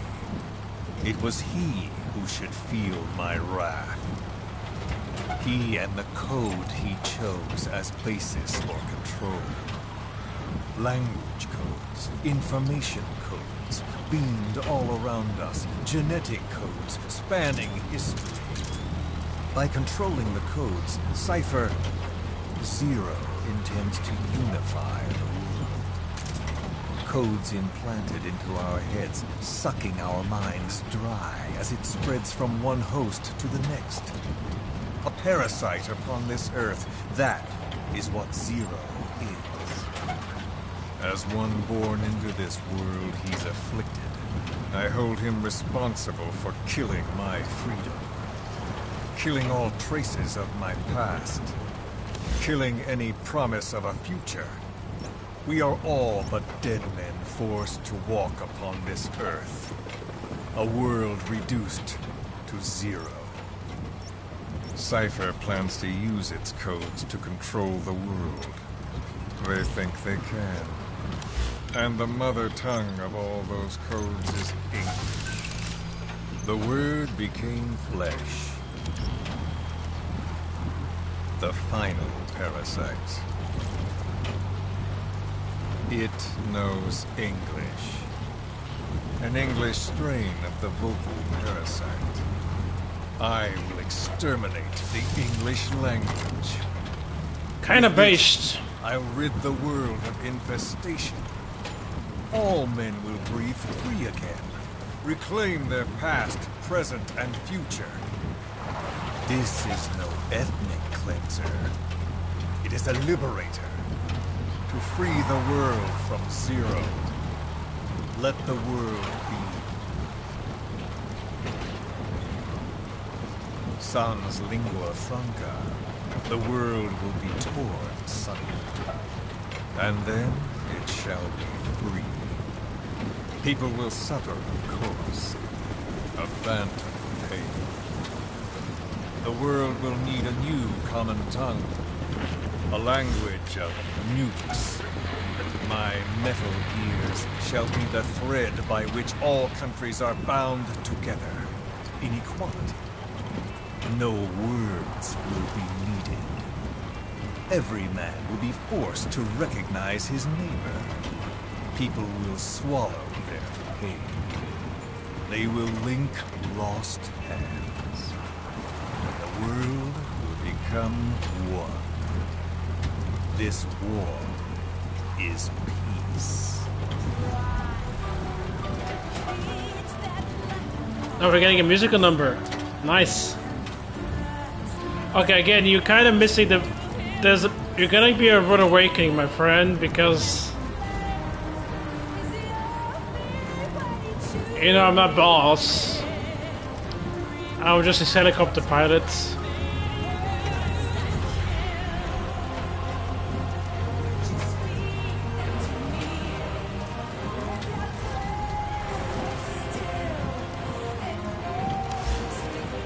Where are we going, actually? Oh.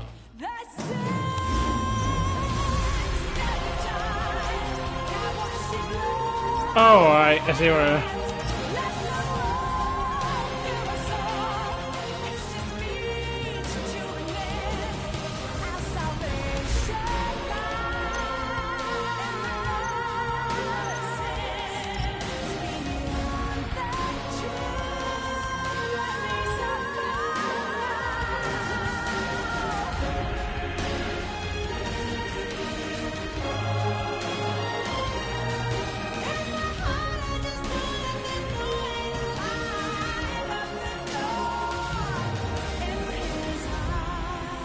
It's a nice tune you put on the radio. Or is that a cassette tape? Can you give it to me? I'm collecting menu.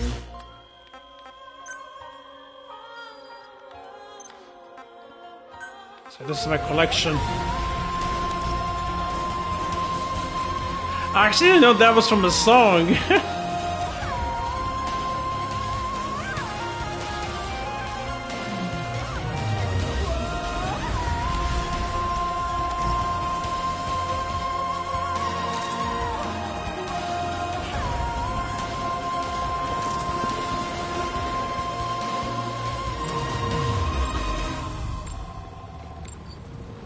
When the world witnesses Sahelanthropus, the hands of the doomsday clock will roll on, regardless of Zero. Sahelanthropus will take the first giant step into a brave new world. It is the bell with which a world trodden upon by words declares its independence.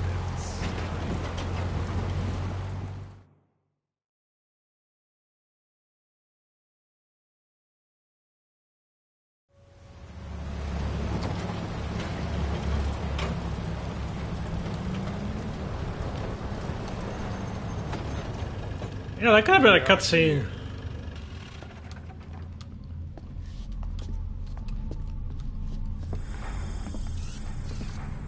Again with the lens flare. Or whatever that is.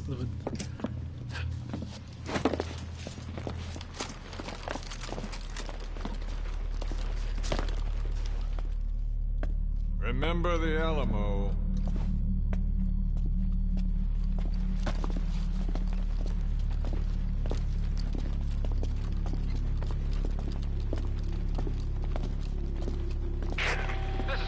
On station to provide cover. Get us a line of fire. Roger that.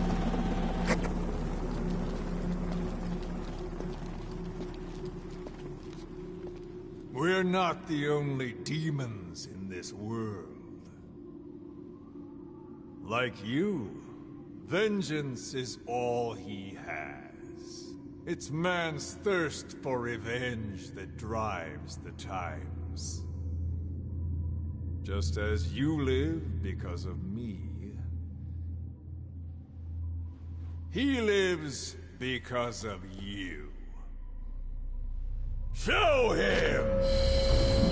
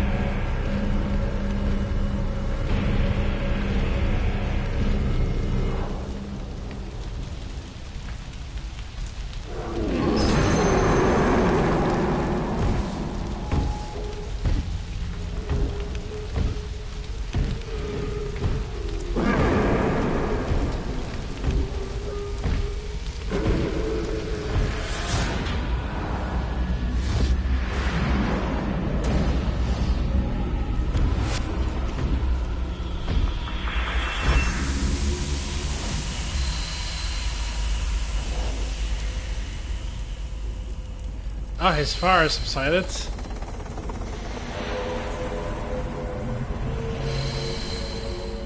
Wait, is that Eli's red ribbon? On the left.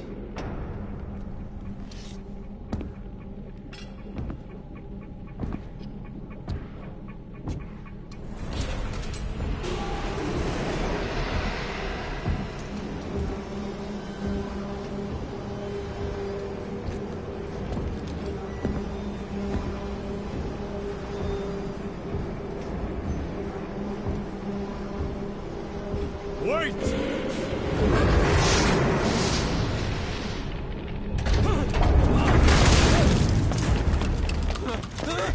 Who is doing this? It's Eli. Lust for revenge? Who?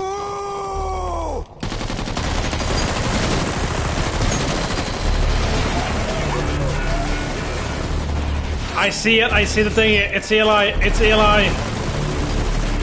Fall back! Fall back!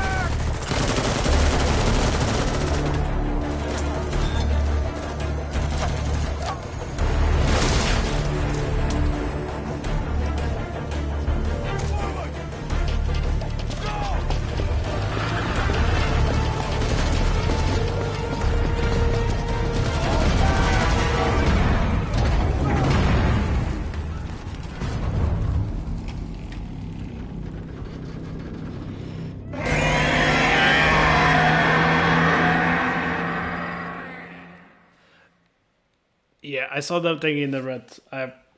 He had a new thing because of the design.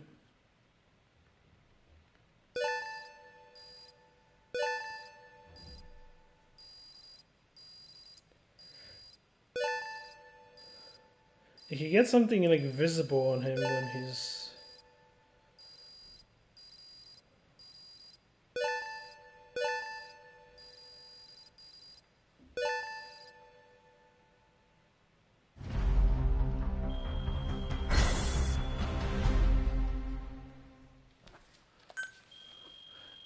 Yeah. Interesting that Eli probably realized that. Okay, I need to go and recharge my drink, so probably just gonna put a song on from the cassette tape. Nice.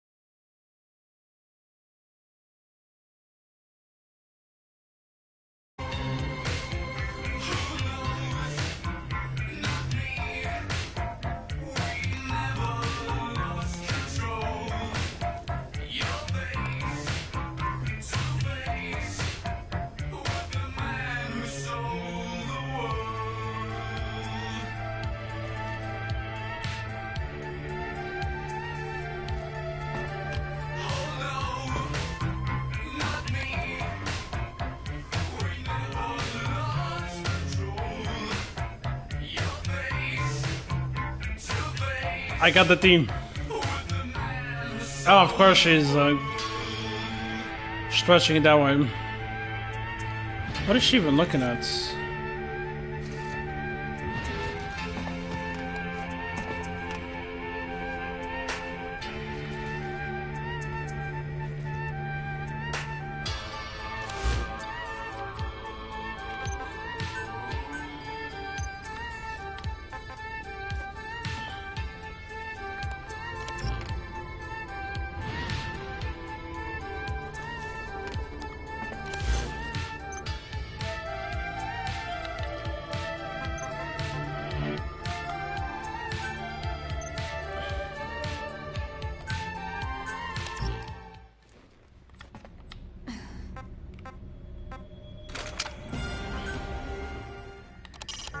Select the mission as soon as you're prepared. We're ready when you are. Hopefully I have some aero support for this.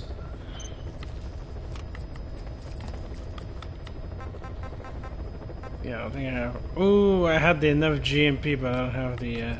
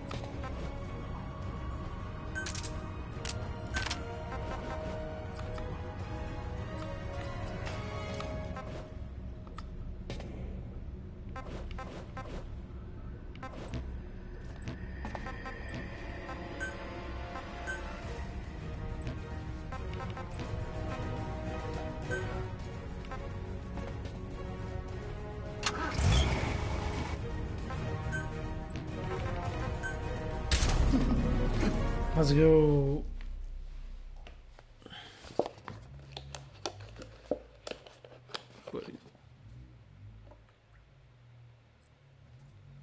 We are ready to fight.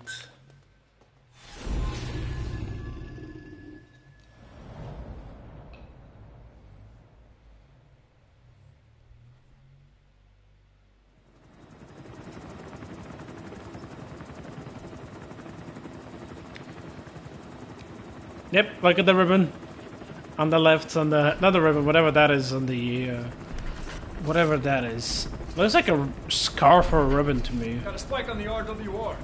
Strange PRF. What's wrong? Control lost. Can't maintain RPM. We're settling.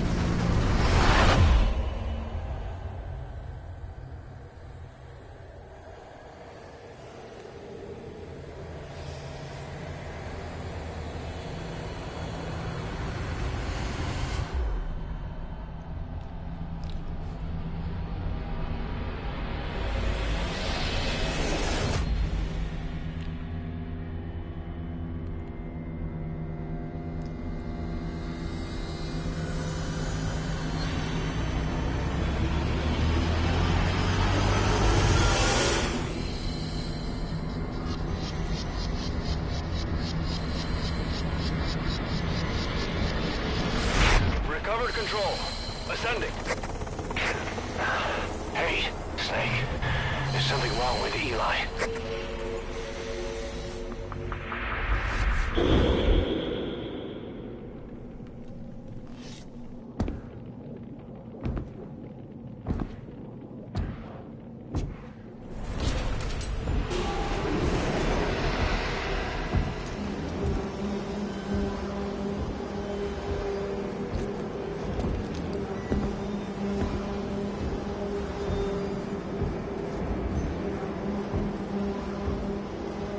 Wait!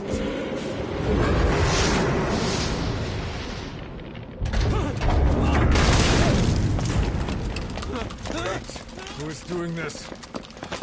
Such a lust for revenge? Who?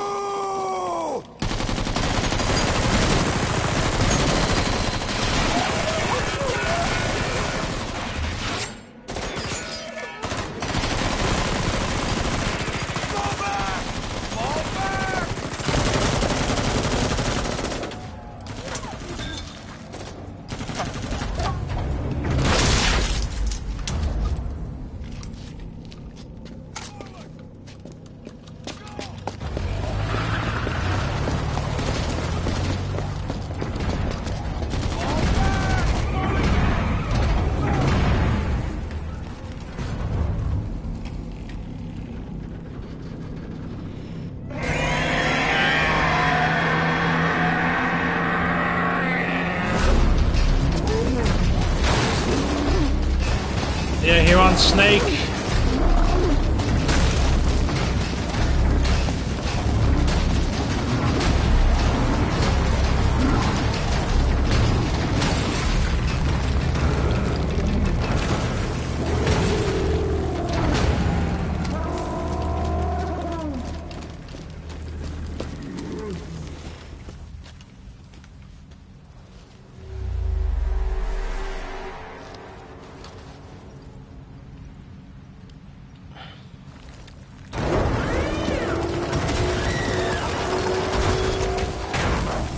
Is that a cock?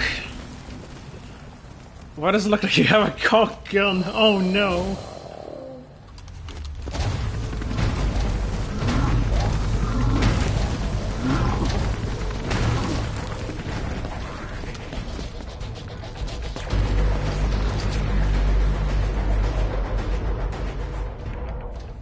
PRF anomaly. Quick is outbound. Departing the AO for now.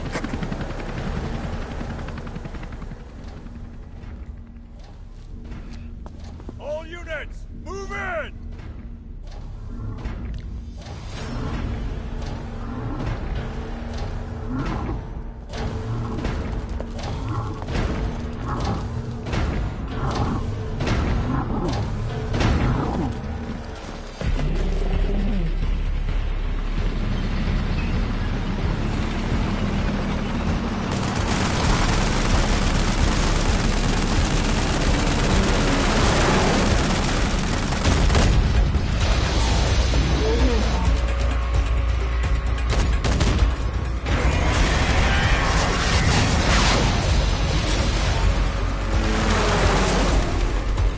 Oh, maybe the fight will be easy.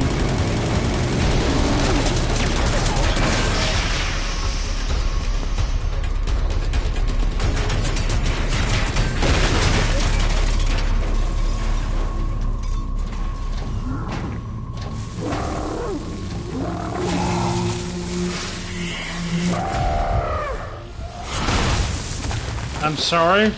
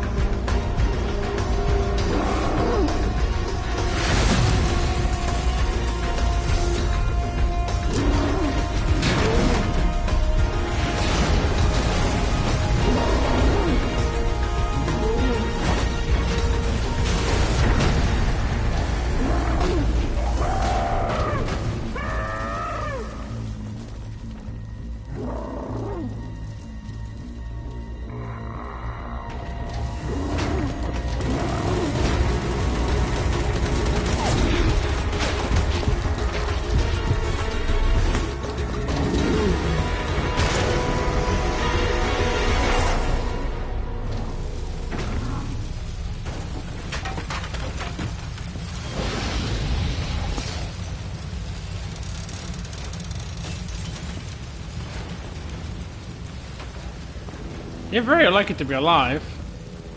Cypher will rewrite the records, and I will vanish from human memory. But the thirst for revenge that I have planted will infest the system. No one can stop it now. Sahelanthropus will unleash that thirst onto the future.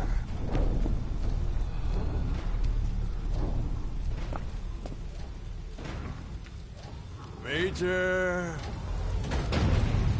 I'm burning up!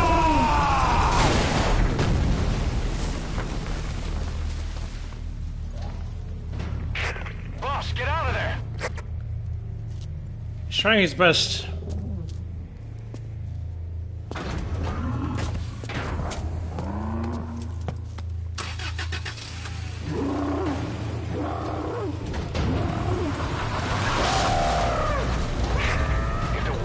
Out about Sahelanthropus.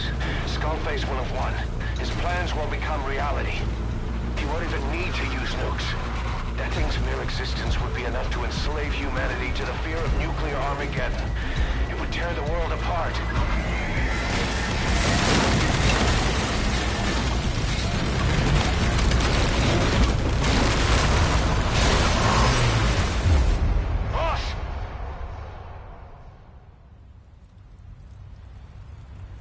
That was the first to die in a cutscene.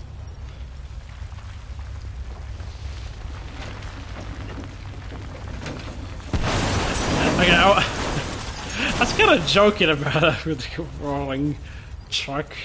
I think he jumped off.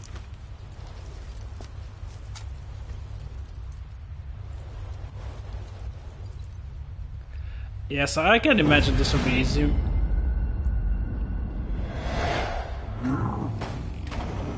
After you. You need to stop it, boss. Destroy Sahelanthropus.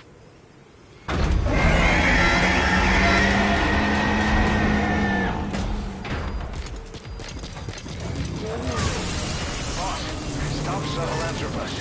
Destroy that thing. I'll rally Diamond Dogs and provide backup.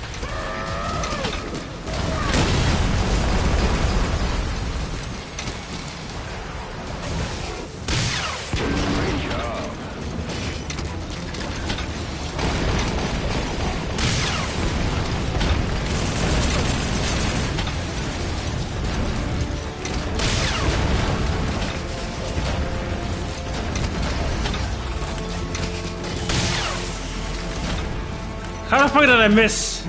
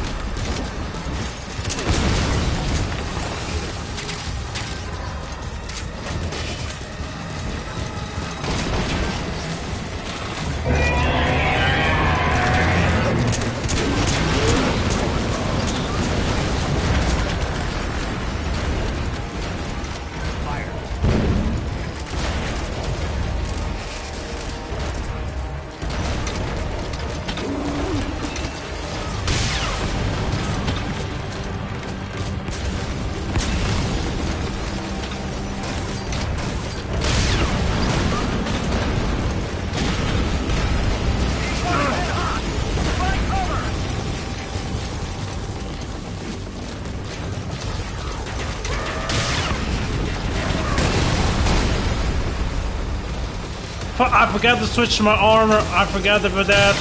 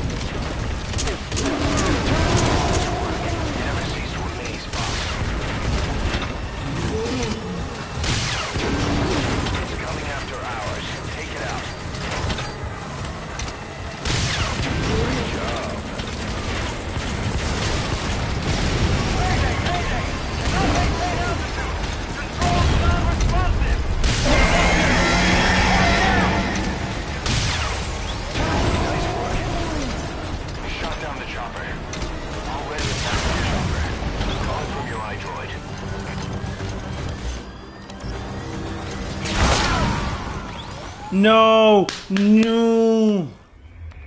Snake, are you okay? Snake! Okay, I think I can do it without the battle dress. Ooh, this is a hard boss.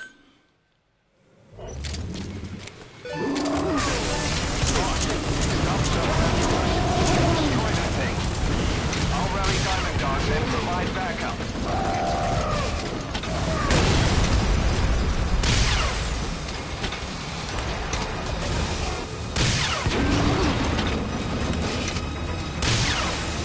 What the fuck?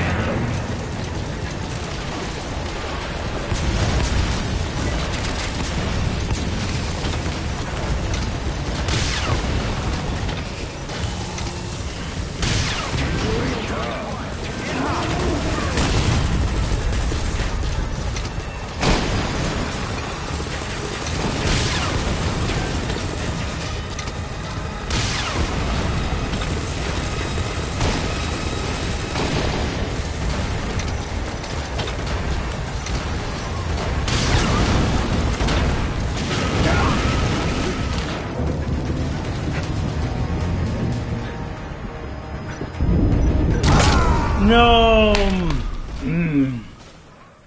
Damn, that's kind of Hey, annoying. quit kidding around. Snake? Snake!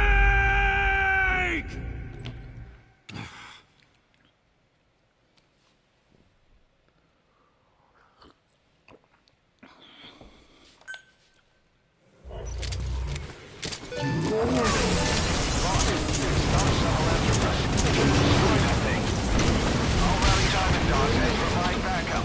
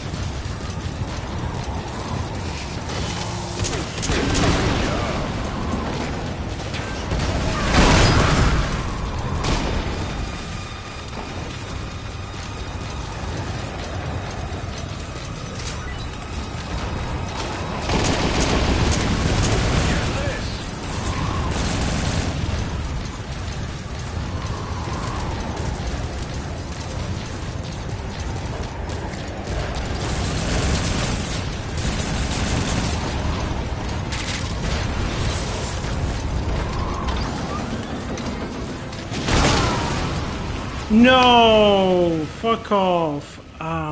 Hey, quit kidding around. Snake? Snake!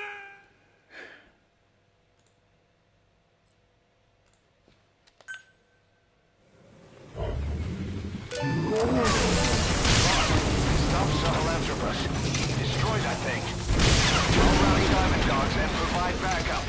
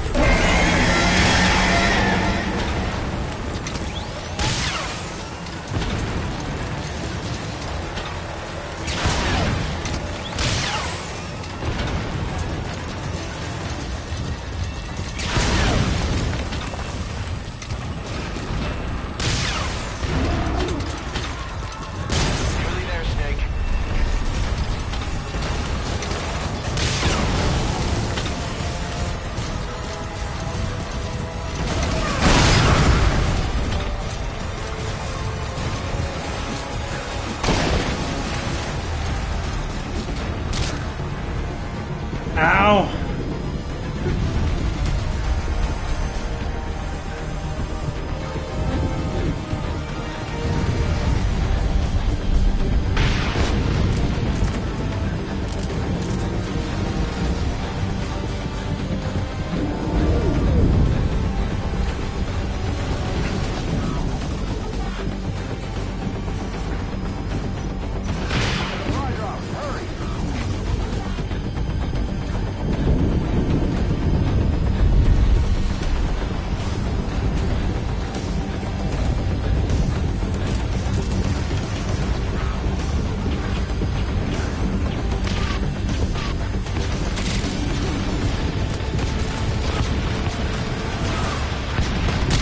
No, no, no, no, no, no, no, no. Ah. Boss, come in. Boss? Boss!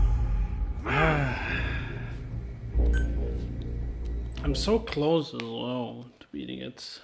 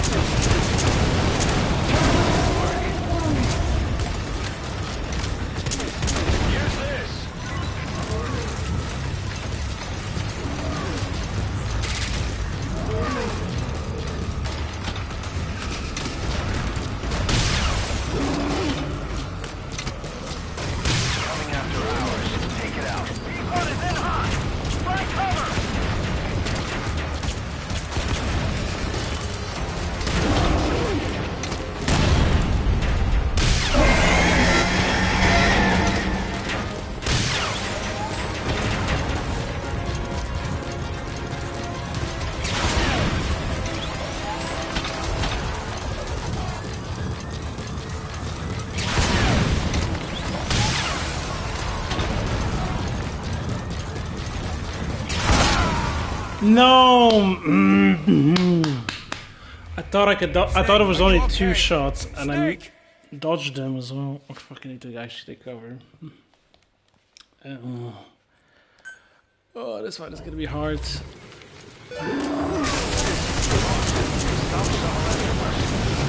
I think. I'll rally Diamond Dogs and provide backup.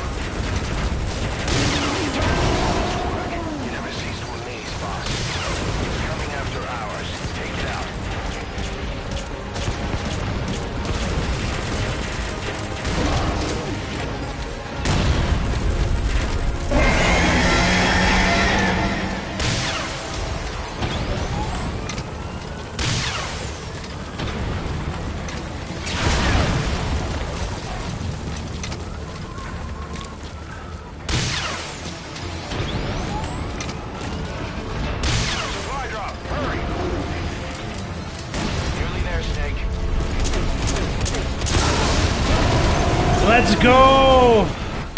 Oh, let's go, let's go, let's go, let's go!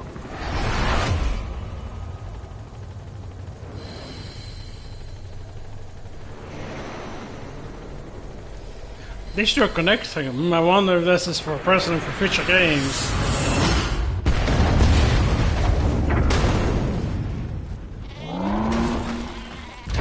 Not the goats! No, not the goats!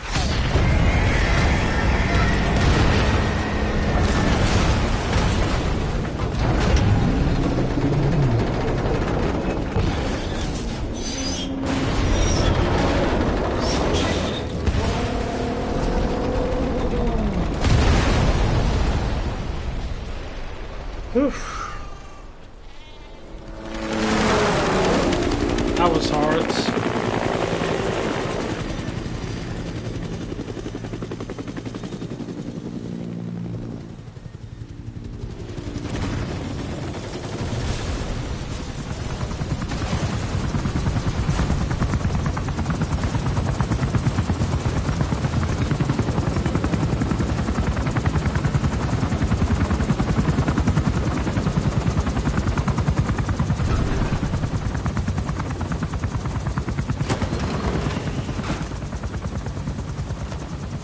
Snake!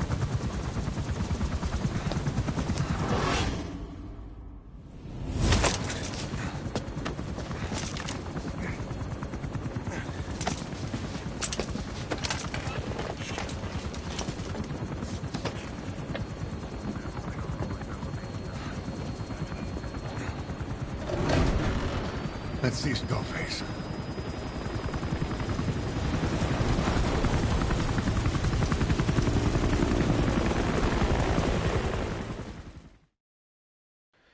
Nice. Okay. Woo.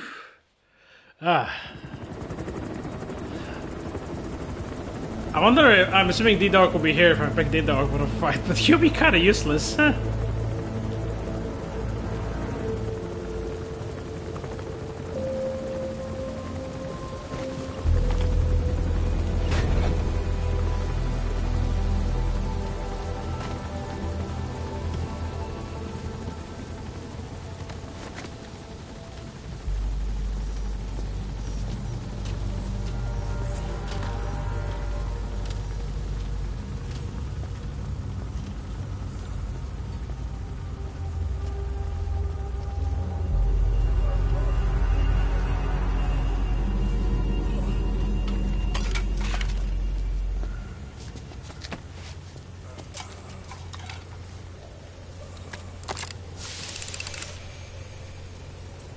There were 3.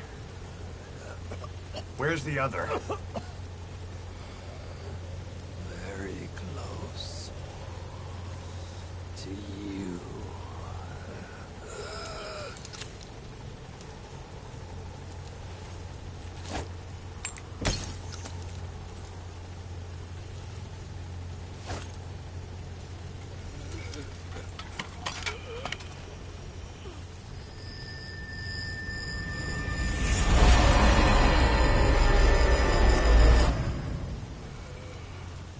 Finish me. He saw that. Kill me.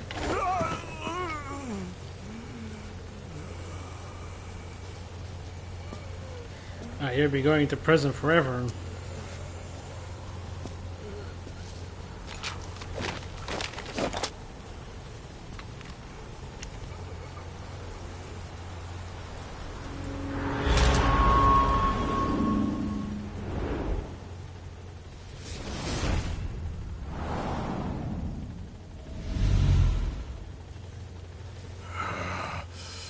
The game asked me to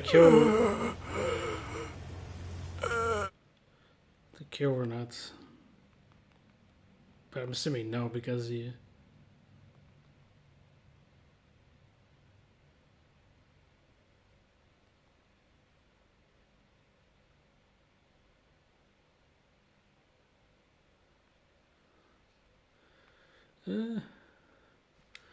I don't think it makes sense with how I've been playing Big Boss, you know.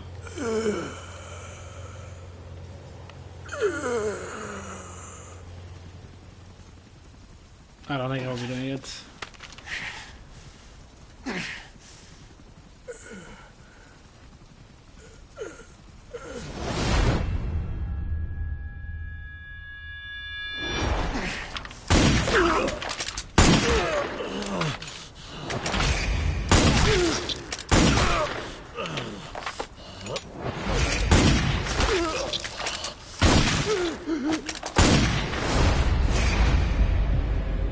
Oh, we get it. Oh.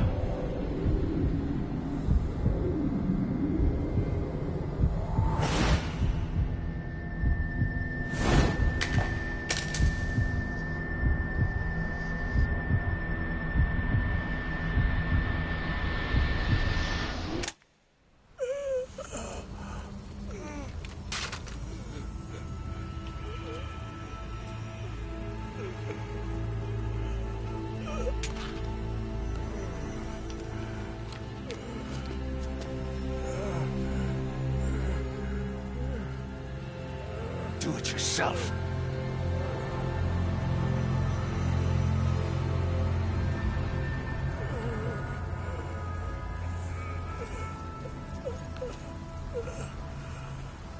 Mission complete, boss.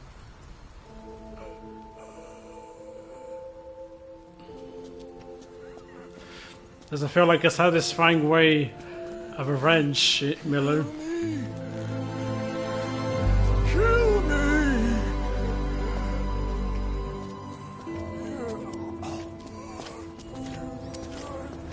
Huey.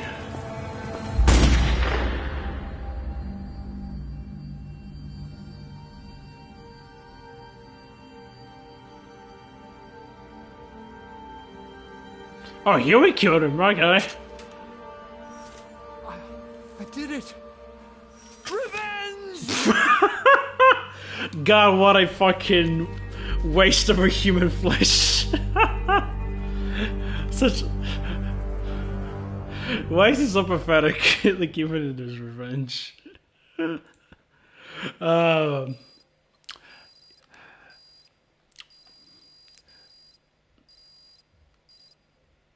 How can you post somebody like Strangelove and be so pathetic?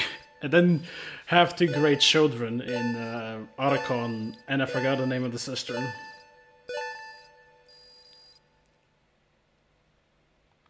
You know? S rank! Ooh, nice.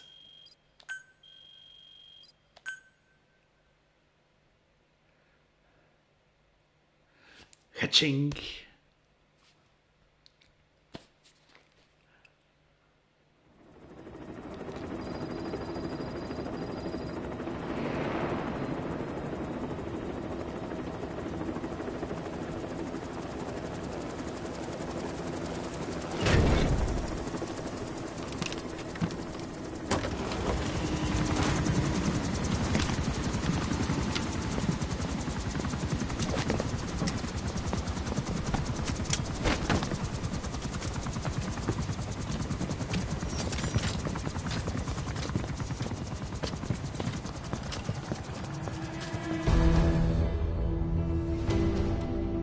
Anyone can give up his fight by laying down arms. But the feeling of holding a gun, that we'll never forget. Like our lost limbs, the sensation lingers.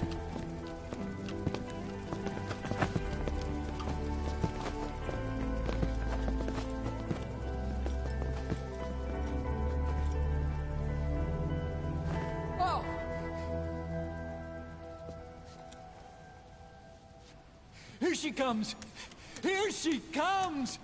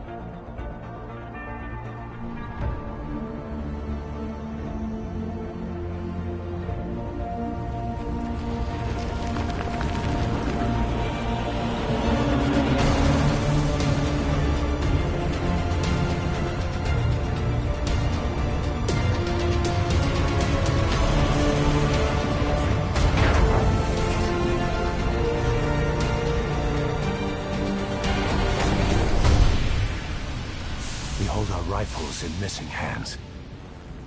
We stand tall on missing legs.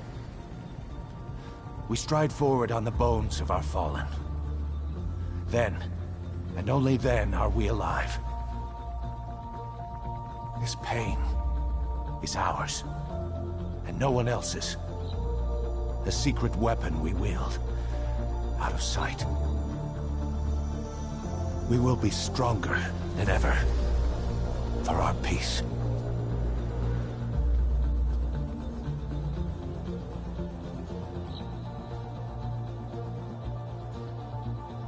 Sahelanthropus will unleash that thirst unto the future.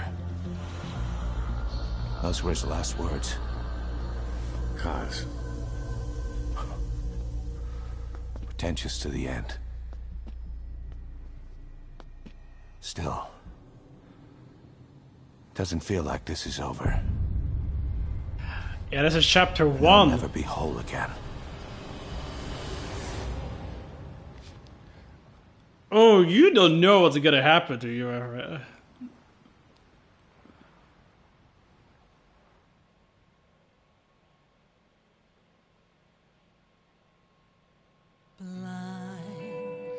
Ooh, we're getting credits, nice. Reaching out, grasping for a fleeting memory. All the thoughts keep piercing this broken mind. I fall, but I'm still standing, motionless.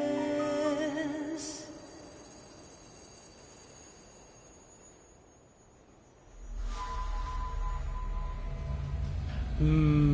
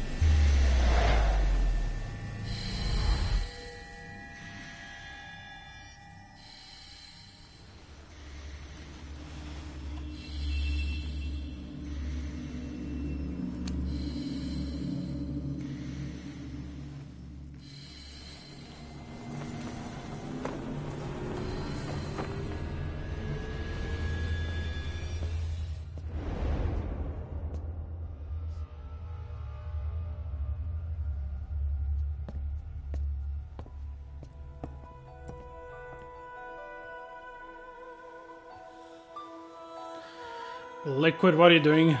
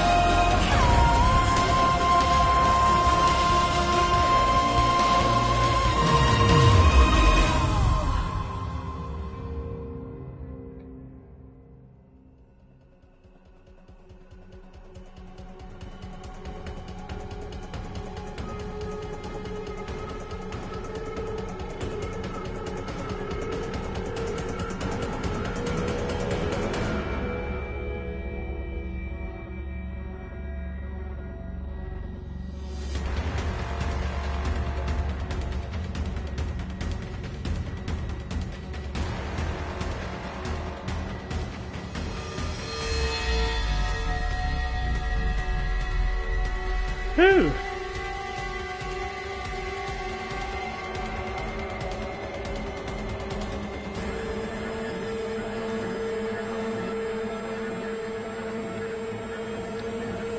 That was fun overall.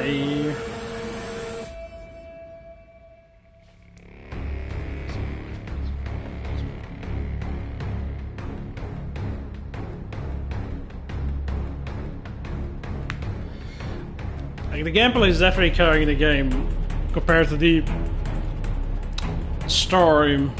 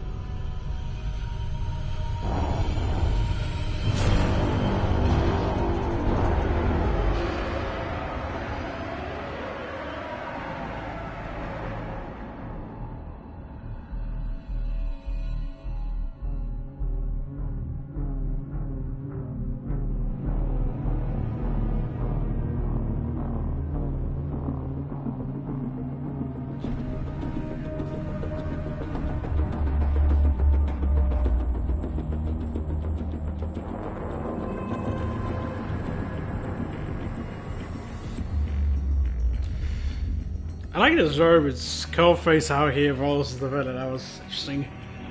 Though we never actually see the full ending with, you know, that you're not actually playing Venom Snake here. That you're not playing this. That you're not Big Boss here. You know, it's kind of just hinting at.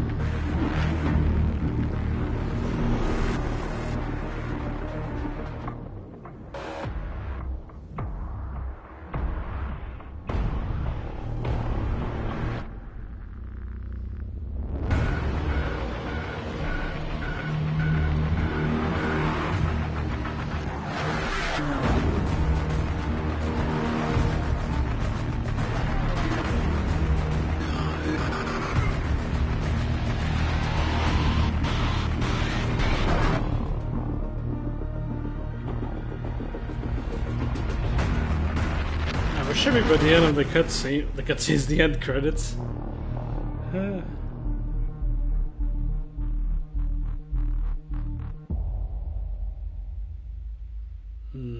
the Kojima credits. Woo! Oh yes, we got a bunch of. We had the best thing ever.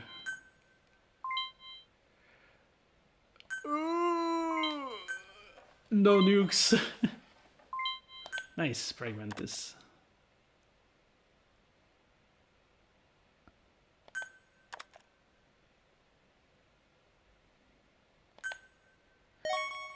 I think we're definitely gonna dispose of the nukes. Woo, nice.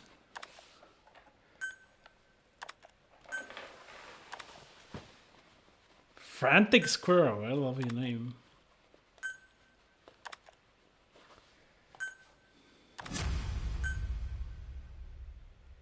Fucking.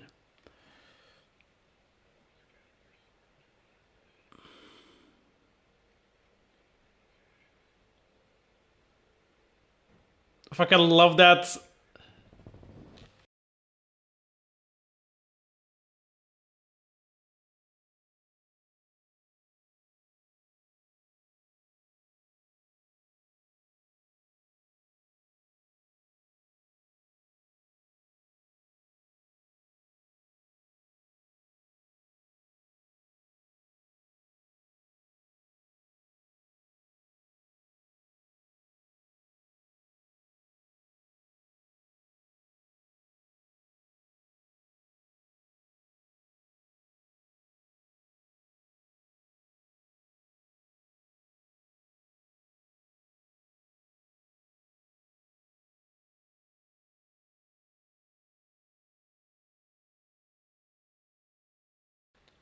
Okay, that kind of spoiled a lot of stuff.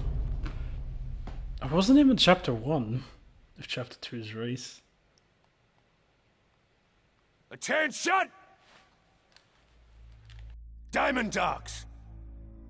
Even with Skullface dead, our brothers are unavenged. And the phantom pain he brought us lives on. Cypher is still out there. We know they've planted spies, parasites among us. Watch the man to your left, to your right. Assume nothing. Report everything. It's the only way to protect ourselves. From here on out,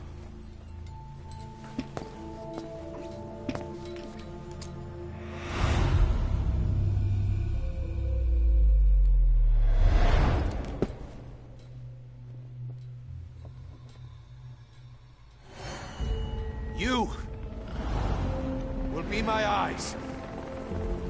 The deadliest enemy's right here in our midst. And they will get no mercy.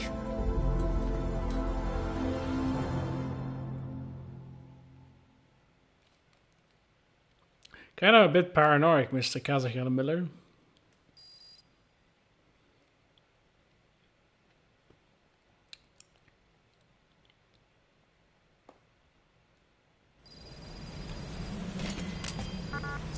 Even with Skullface dead, our pain is still right with us.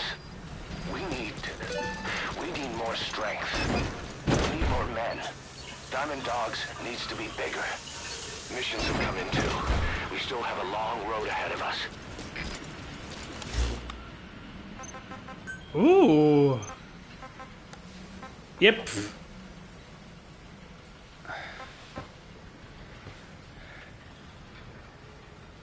On-site procurement, checking her. Mm-hmm.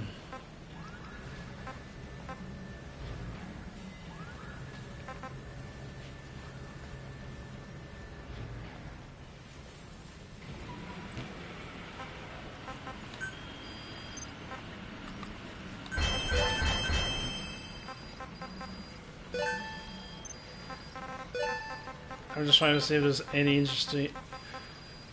Ooh, another animal. Let's go.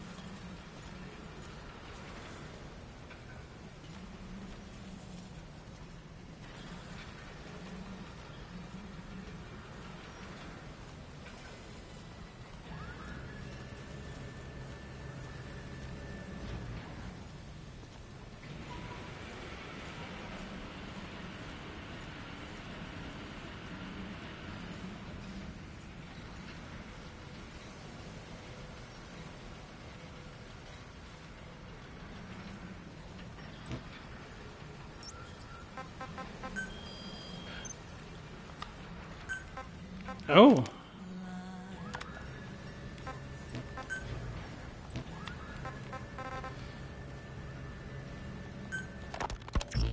Emmerich didn't go with depleted uranium for Sahelanthropus' armor because of its strength.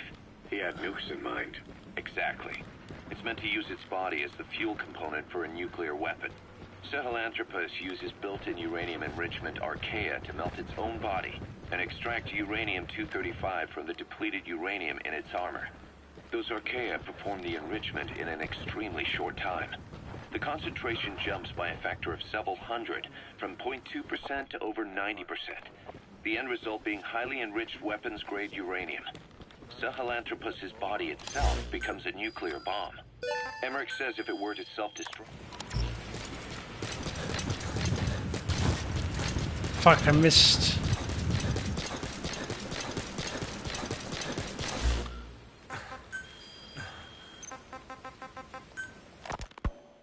Emmerich didn't go with the concentration jumps by a factor of several hundred, from 0.2% to over 90%.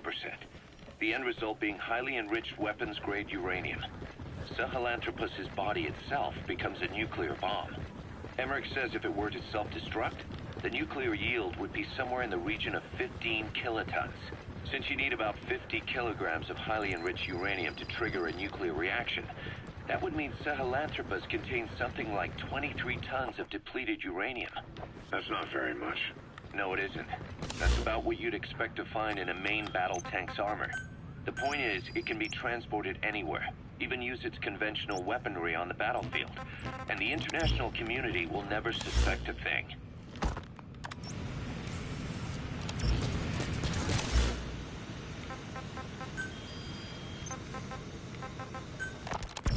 I just received word from the R&D team and the transport team out of Afghanistan. They finished installing Sahelanthropus on the base. It's ours now. All right. Don't let any of the staff touch that thing.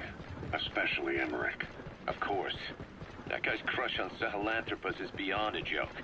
Guess he really wants to see his tech stand on its own two legs this time. That's not gonna happen. I know it. So you've got no plans to make it operational again? Damn right. Boss, I want to hear it straight from you. Hear what? What the hell do you want with that thing? The drive is busted. It's not like it has a nuke on board. Even if the metallic archaea could turn it into a nuclear weapon, all it can do is self-destruct. Sahelanthropus just isn't a weapon anymore.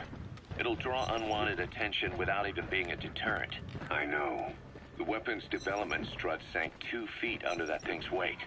That's 1 year's drop in a single night. We've started on reinforcing the strut, but there's no guarantee it'll hold up if a storm hits. I know that too. Boss, why keep it? It's a mark. Us Diamond Dogs, we don't have a country to call home. That means we have no past, nothing to prove that we lived. Every one of us Roger. away when we came here. Sahelanthropus is a symbol to show that the likes of us brought at least one crisis to its end. A mark in history. So we can't just fade away. It's of no practical use to us. But we still need it. A symbol of what we've done. Glad I sounded you out on this. Snake, on behalf of all of us, I want to thank you. I don't need gratitude. I need security. And keep Emmerich away from that thing. Roger that.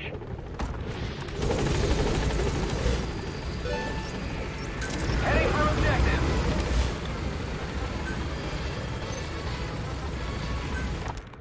You said that the nuke Skullface was trying to spread around the world were equipped with a failsafe. Something that could shut them down at will. His will. Quite so. After all, he needed a guarantee that a buyer wouldn't simply turn the weapons back on him. So how can they be stopped? The criticality trigger, that is, the detonator, is a complete black box design. Any attempt to dismantle it causes it to melt in seconds, using the corroding archaea.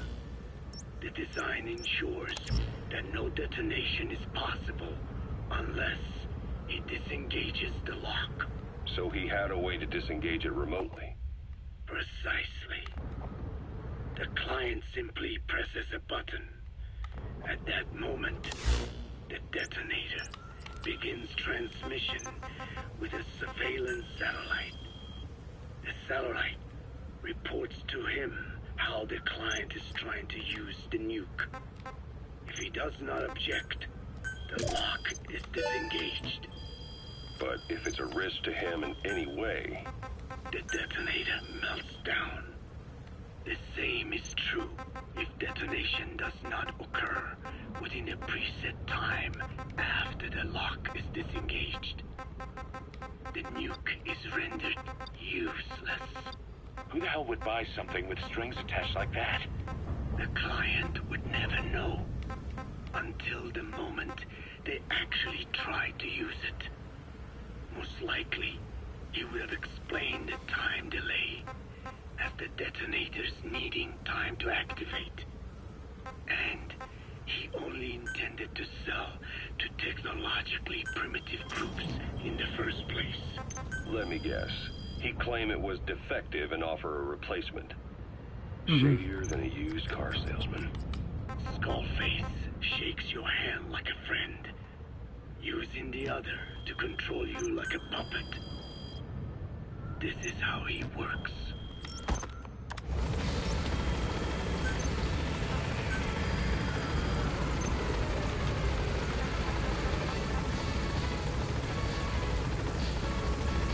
Ah.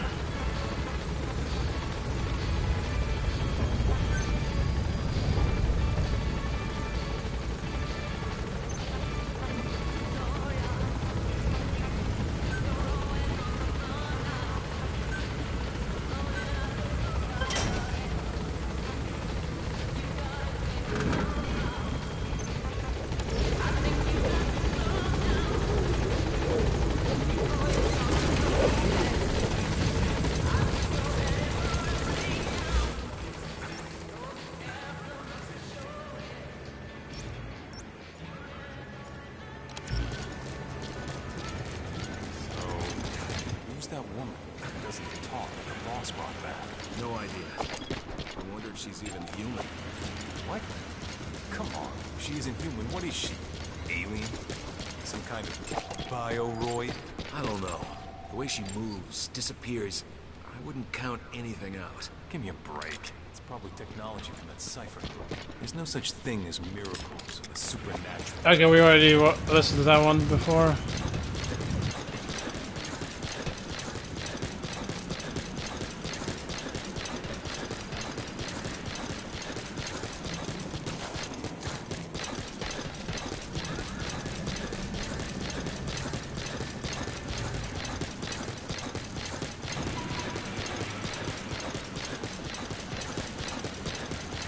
Wait, I thought this is where...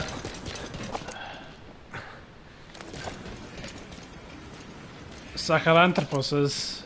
Ooh.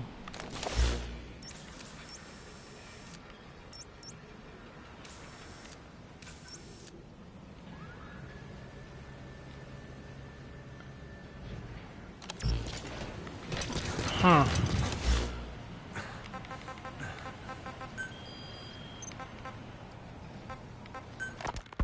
Code Talker.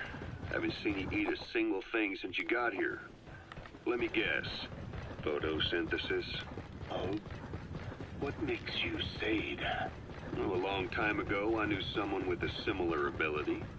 Well, you are correct. Most of my body is covered with parasites.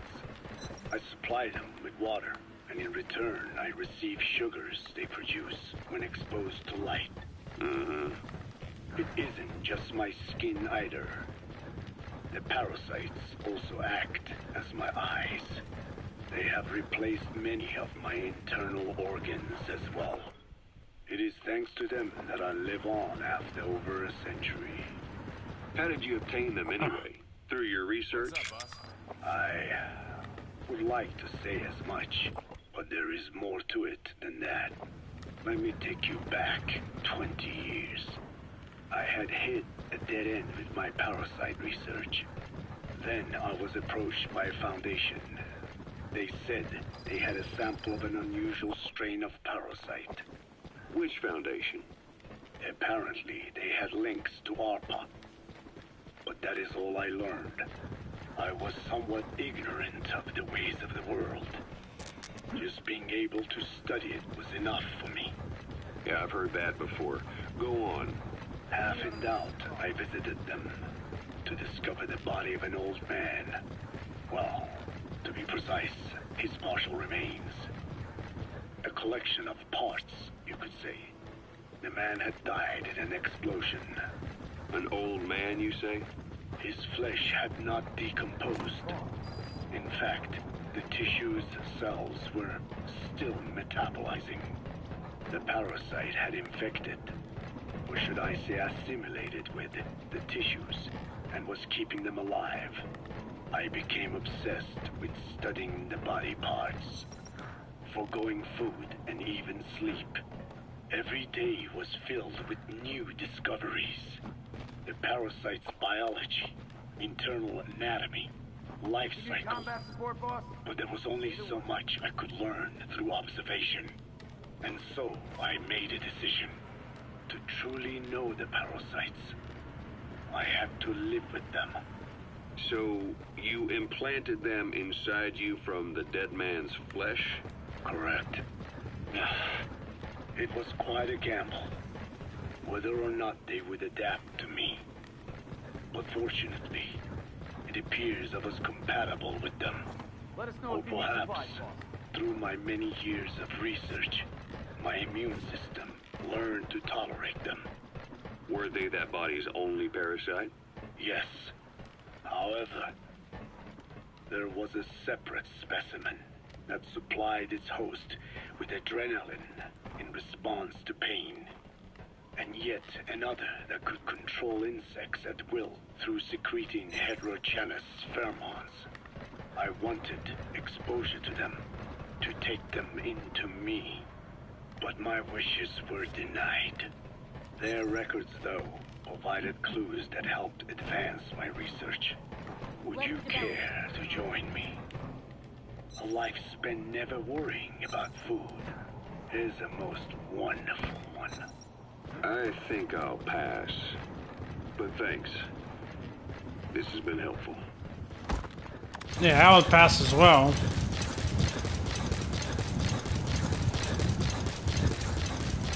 Wrong sides.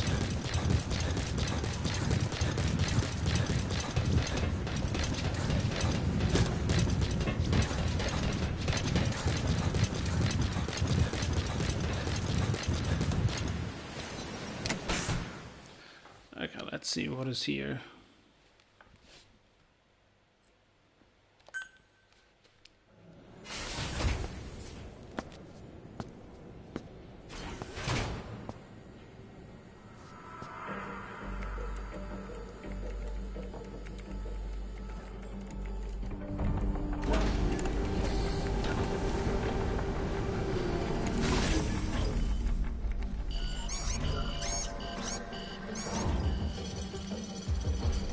Progress is being made.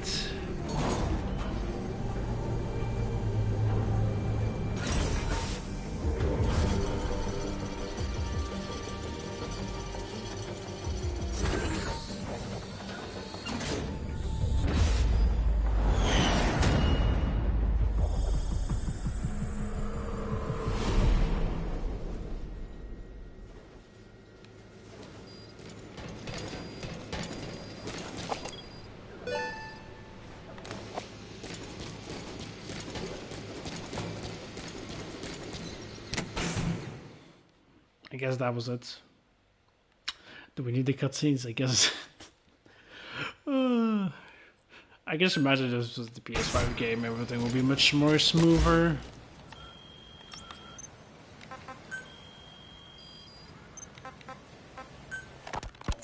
Skullface has finally burned out. The world is rid of his existence at last. Was he still alive? You could say that. For decades. Roger. What's that supposed to mean? Biologically speaking, it's hard to say how much was his life. Side effects from the treatment? No. The primary effect. Keeping a dying host alive as long as possible. That is the whole point. But in the end, he grew too dependent on his children. As if he had any other way to keep on living. He first underwent parasite therapy before the Soviet Union became his home. His body was horribly burned. Fire washed across his thin, young frame and stole his skin and his throat, even his lungs. Only through repeated therapies could the parasites keep him alive. Most of his life became something the parasites gave to him. And then he lost the ability to die. That is correct. The parasites live on past the host's death, still aiding cell composition. At that stage, there is no way to extract them from the host cells. There is no way of knowing when the last cell of Skullface's body would die. The only choice was to burn the whole thing. And his children, along with it. And I am one to talk. When my life is snuffed out, I expect you to treat my body the same way. And when I burn, I will truly be one with my children for the first time. You say there were 3 English vocal parasites? According to Skullface, yeah. Skullface had 2 of the English strain with him. You burned both of them. There was an oil fire. I tossed him in. So that just leaves 1. And you tell me Skullface said he used it.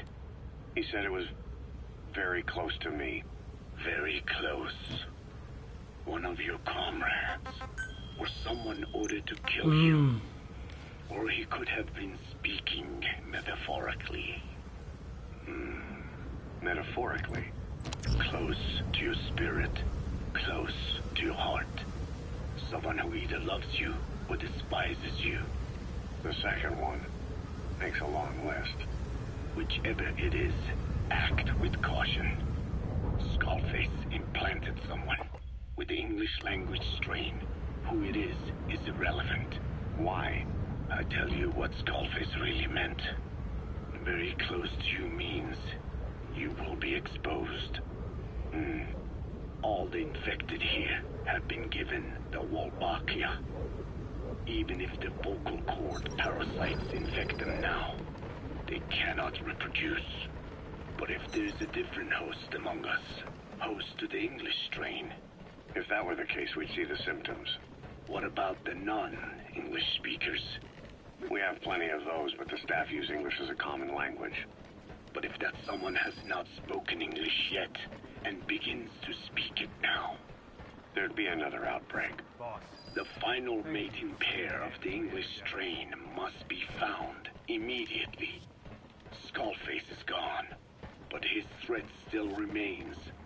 On this base, do you see what the final mating pair is? Honestly? With him dead, sure, those parasites are the stain he wished. But they seem to have accepted it. I figured as much. They've lost their families to war, had militias abduct them, forced them to fight. They've got an attitude.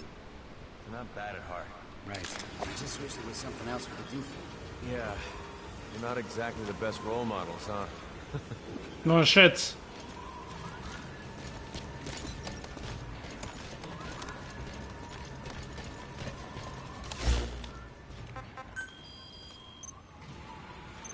Heave upon the world his thirst for vengeance in their flesh.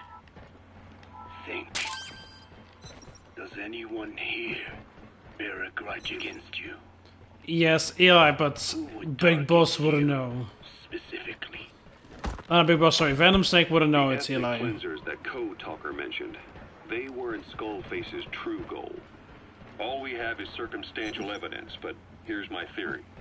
It was Cypher who started developing the vocal cord parasites as bioweapons, parasitic weapons, and Africa was the testing ground for them. As Code Talker said, their purpose is the ethnic cleansing of only those who speak a particular language.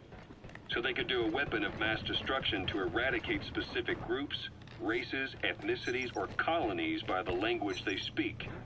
Or a kind of absolute language control. Or maybe a tool for those arrogant fools to build some misguided utopia. I can see plenty of uses for them. However, in practical terms, they wouldn't be as dangerous as you think. Counteracting the parasites is easy. Roger. Cut them out of your throat to save your life, or just don't talk. That also prevents the infection from spreading. So if the international community were to find out about them, they'd no longer be the threat they were conceived to be.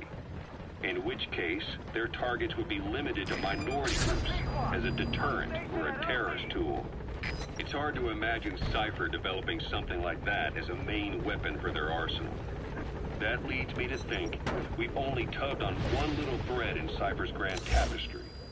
An obscure corner of their work, possibly forgotten altogether. In any case, things changed. When Skullface was forced to relocate to Africa and he saw that thread dangling. All the time he continued that research, he was secretly following his own agenda. The ethnic liberator parasites.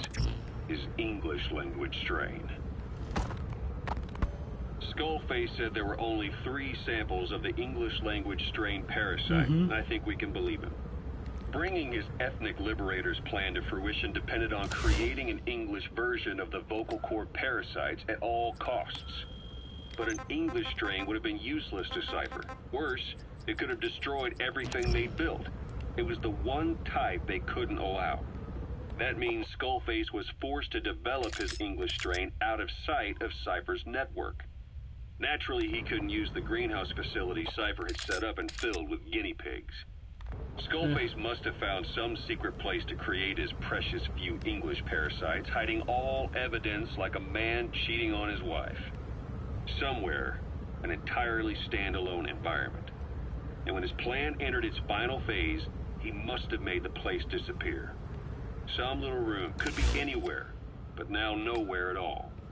We'll never know where he did it, but to elude Cypher's surveillance, it couldn't have been big. I believe Skullface was telling the truth. There were only ever 3 samples of the English language strain. Why activate Sahelanthropus in Afghanistan? This is how Skullface wanted things to play out. The Soviet Union secretly develops a new type of nuclear weapon and successfully deploys it in Afghanistan. Revealing the existence of Sahelanthropus results in a return to the glory days of the Cold War. The threat it poses reignites the nuclear arms race between the world's major powers. The demand for nuclear weapons increases around the globe. What if you then introduced a nuclear weapon anyone could get their hands on? Non-nuclear nations, militant groups of all shapes and sizes, they'd all jump at the chance. Sahelanthropus was a marketing tool to sell nukes all around the world. But I think it's safe to say that plan was stamped out before it got up and running. The world's intelligence agencies never did turn up anything conclusive on it. After all, Sahelanthropus vanished before word could spread. Everything that's happened is already a fading memory, never to join the pages of history. Except for Cypher. Cypher won't forget. They'll already be working on something, quietly beneath the surface. They'll use the pieces of data scraped together from this incident to build their own bipedal weapon. It'll take them a long time to complete it, but for now, the Green Sector have found their new life's work. We'll have to be ready too. Boss, I'm ready for dispatch. Send me on a mission. Boss, we're ready to develop new equipment. Just give the order. That's cool. I'm just walking around. Okay, it's time. I can end the stream. I'm just seeing if I can see some kind of conversation between people. So yeah, I went in here. We'll be playing on Friday. We'll continue on to see how long until we beat it. There's not much left from the game. Thank you for watching. I'll see you on Friday. Same time. A bit earlier. Yeah. Catch you around.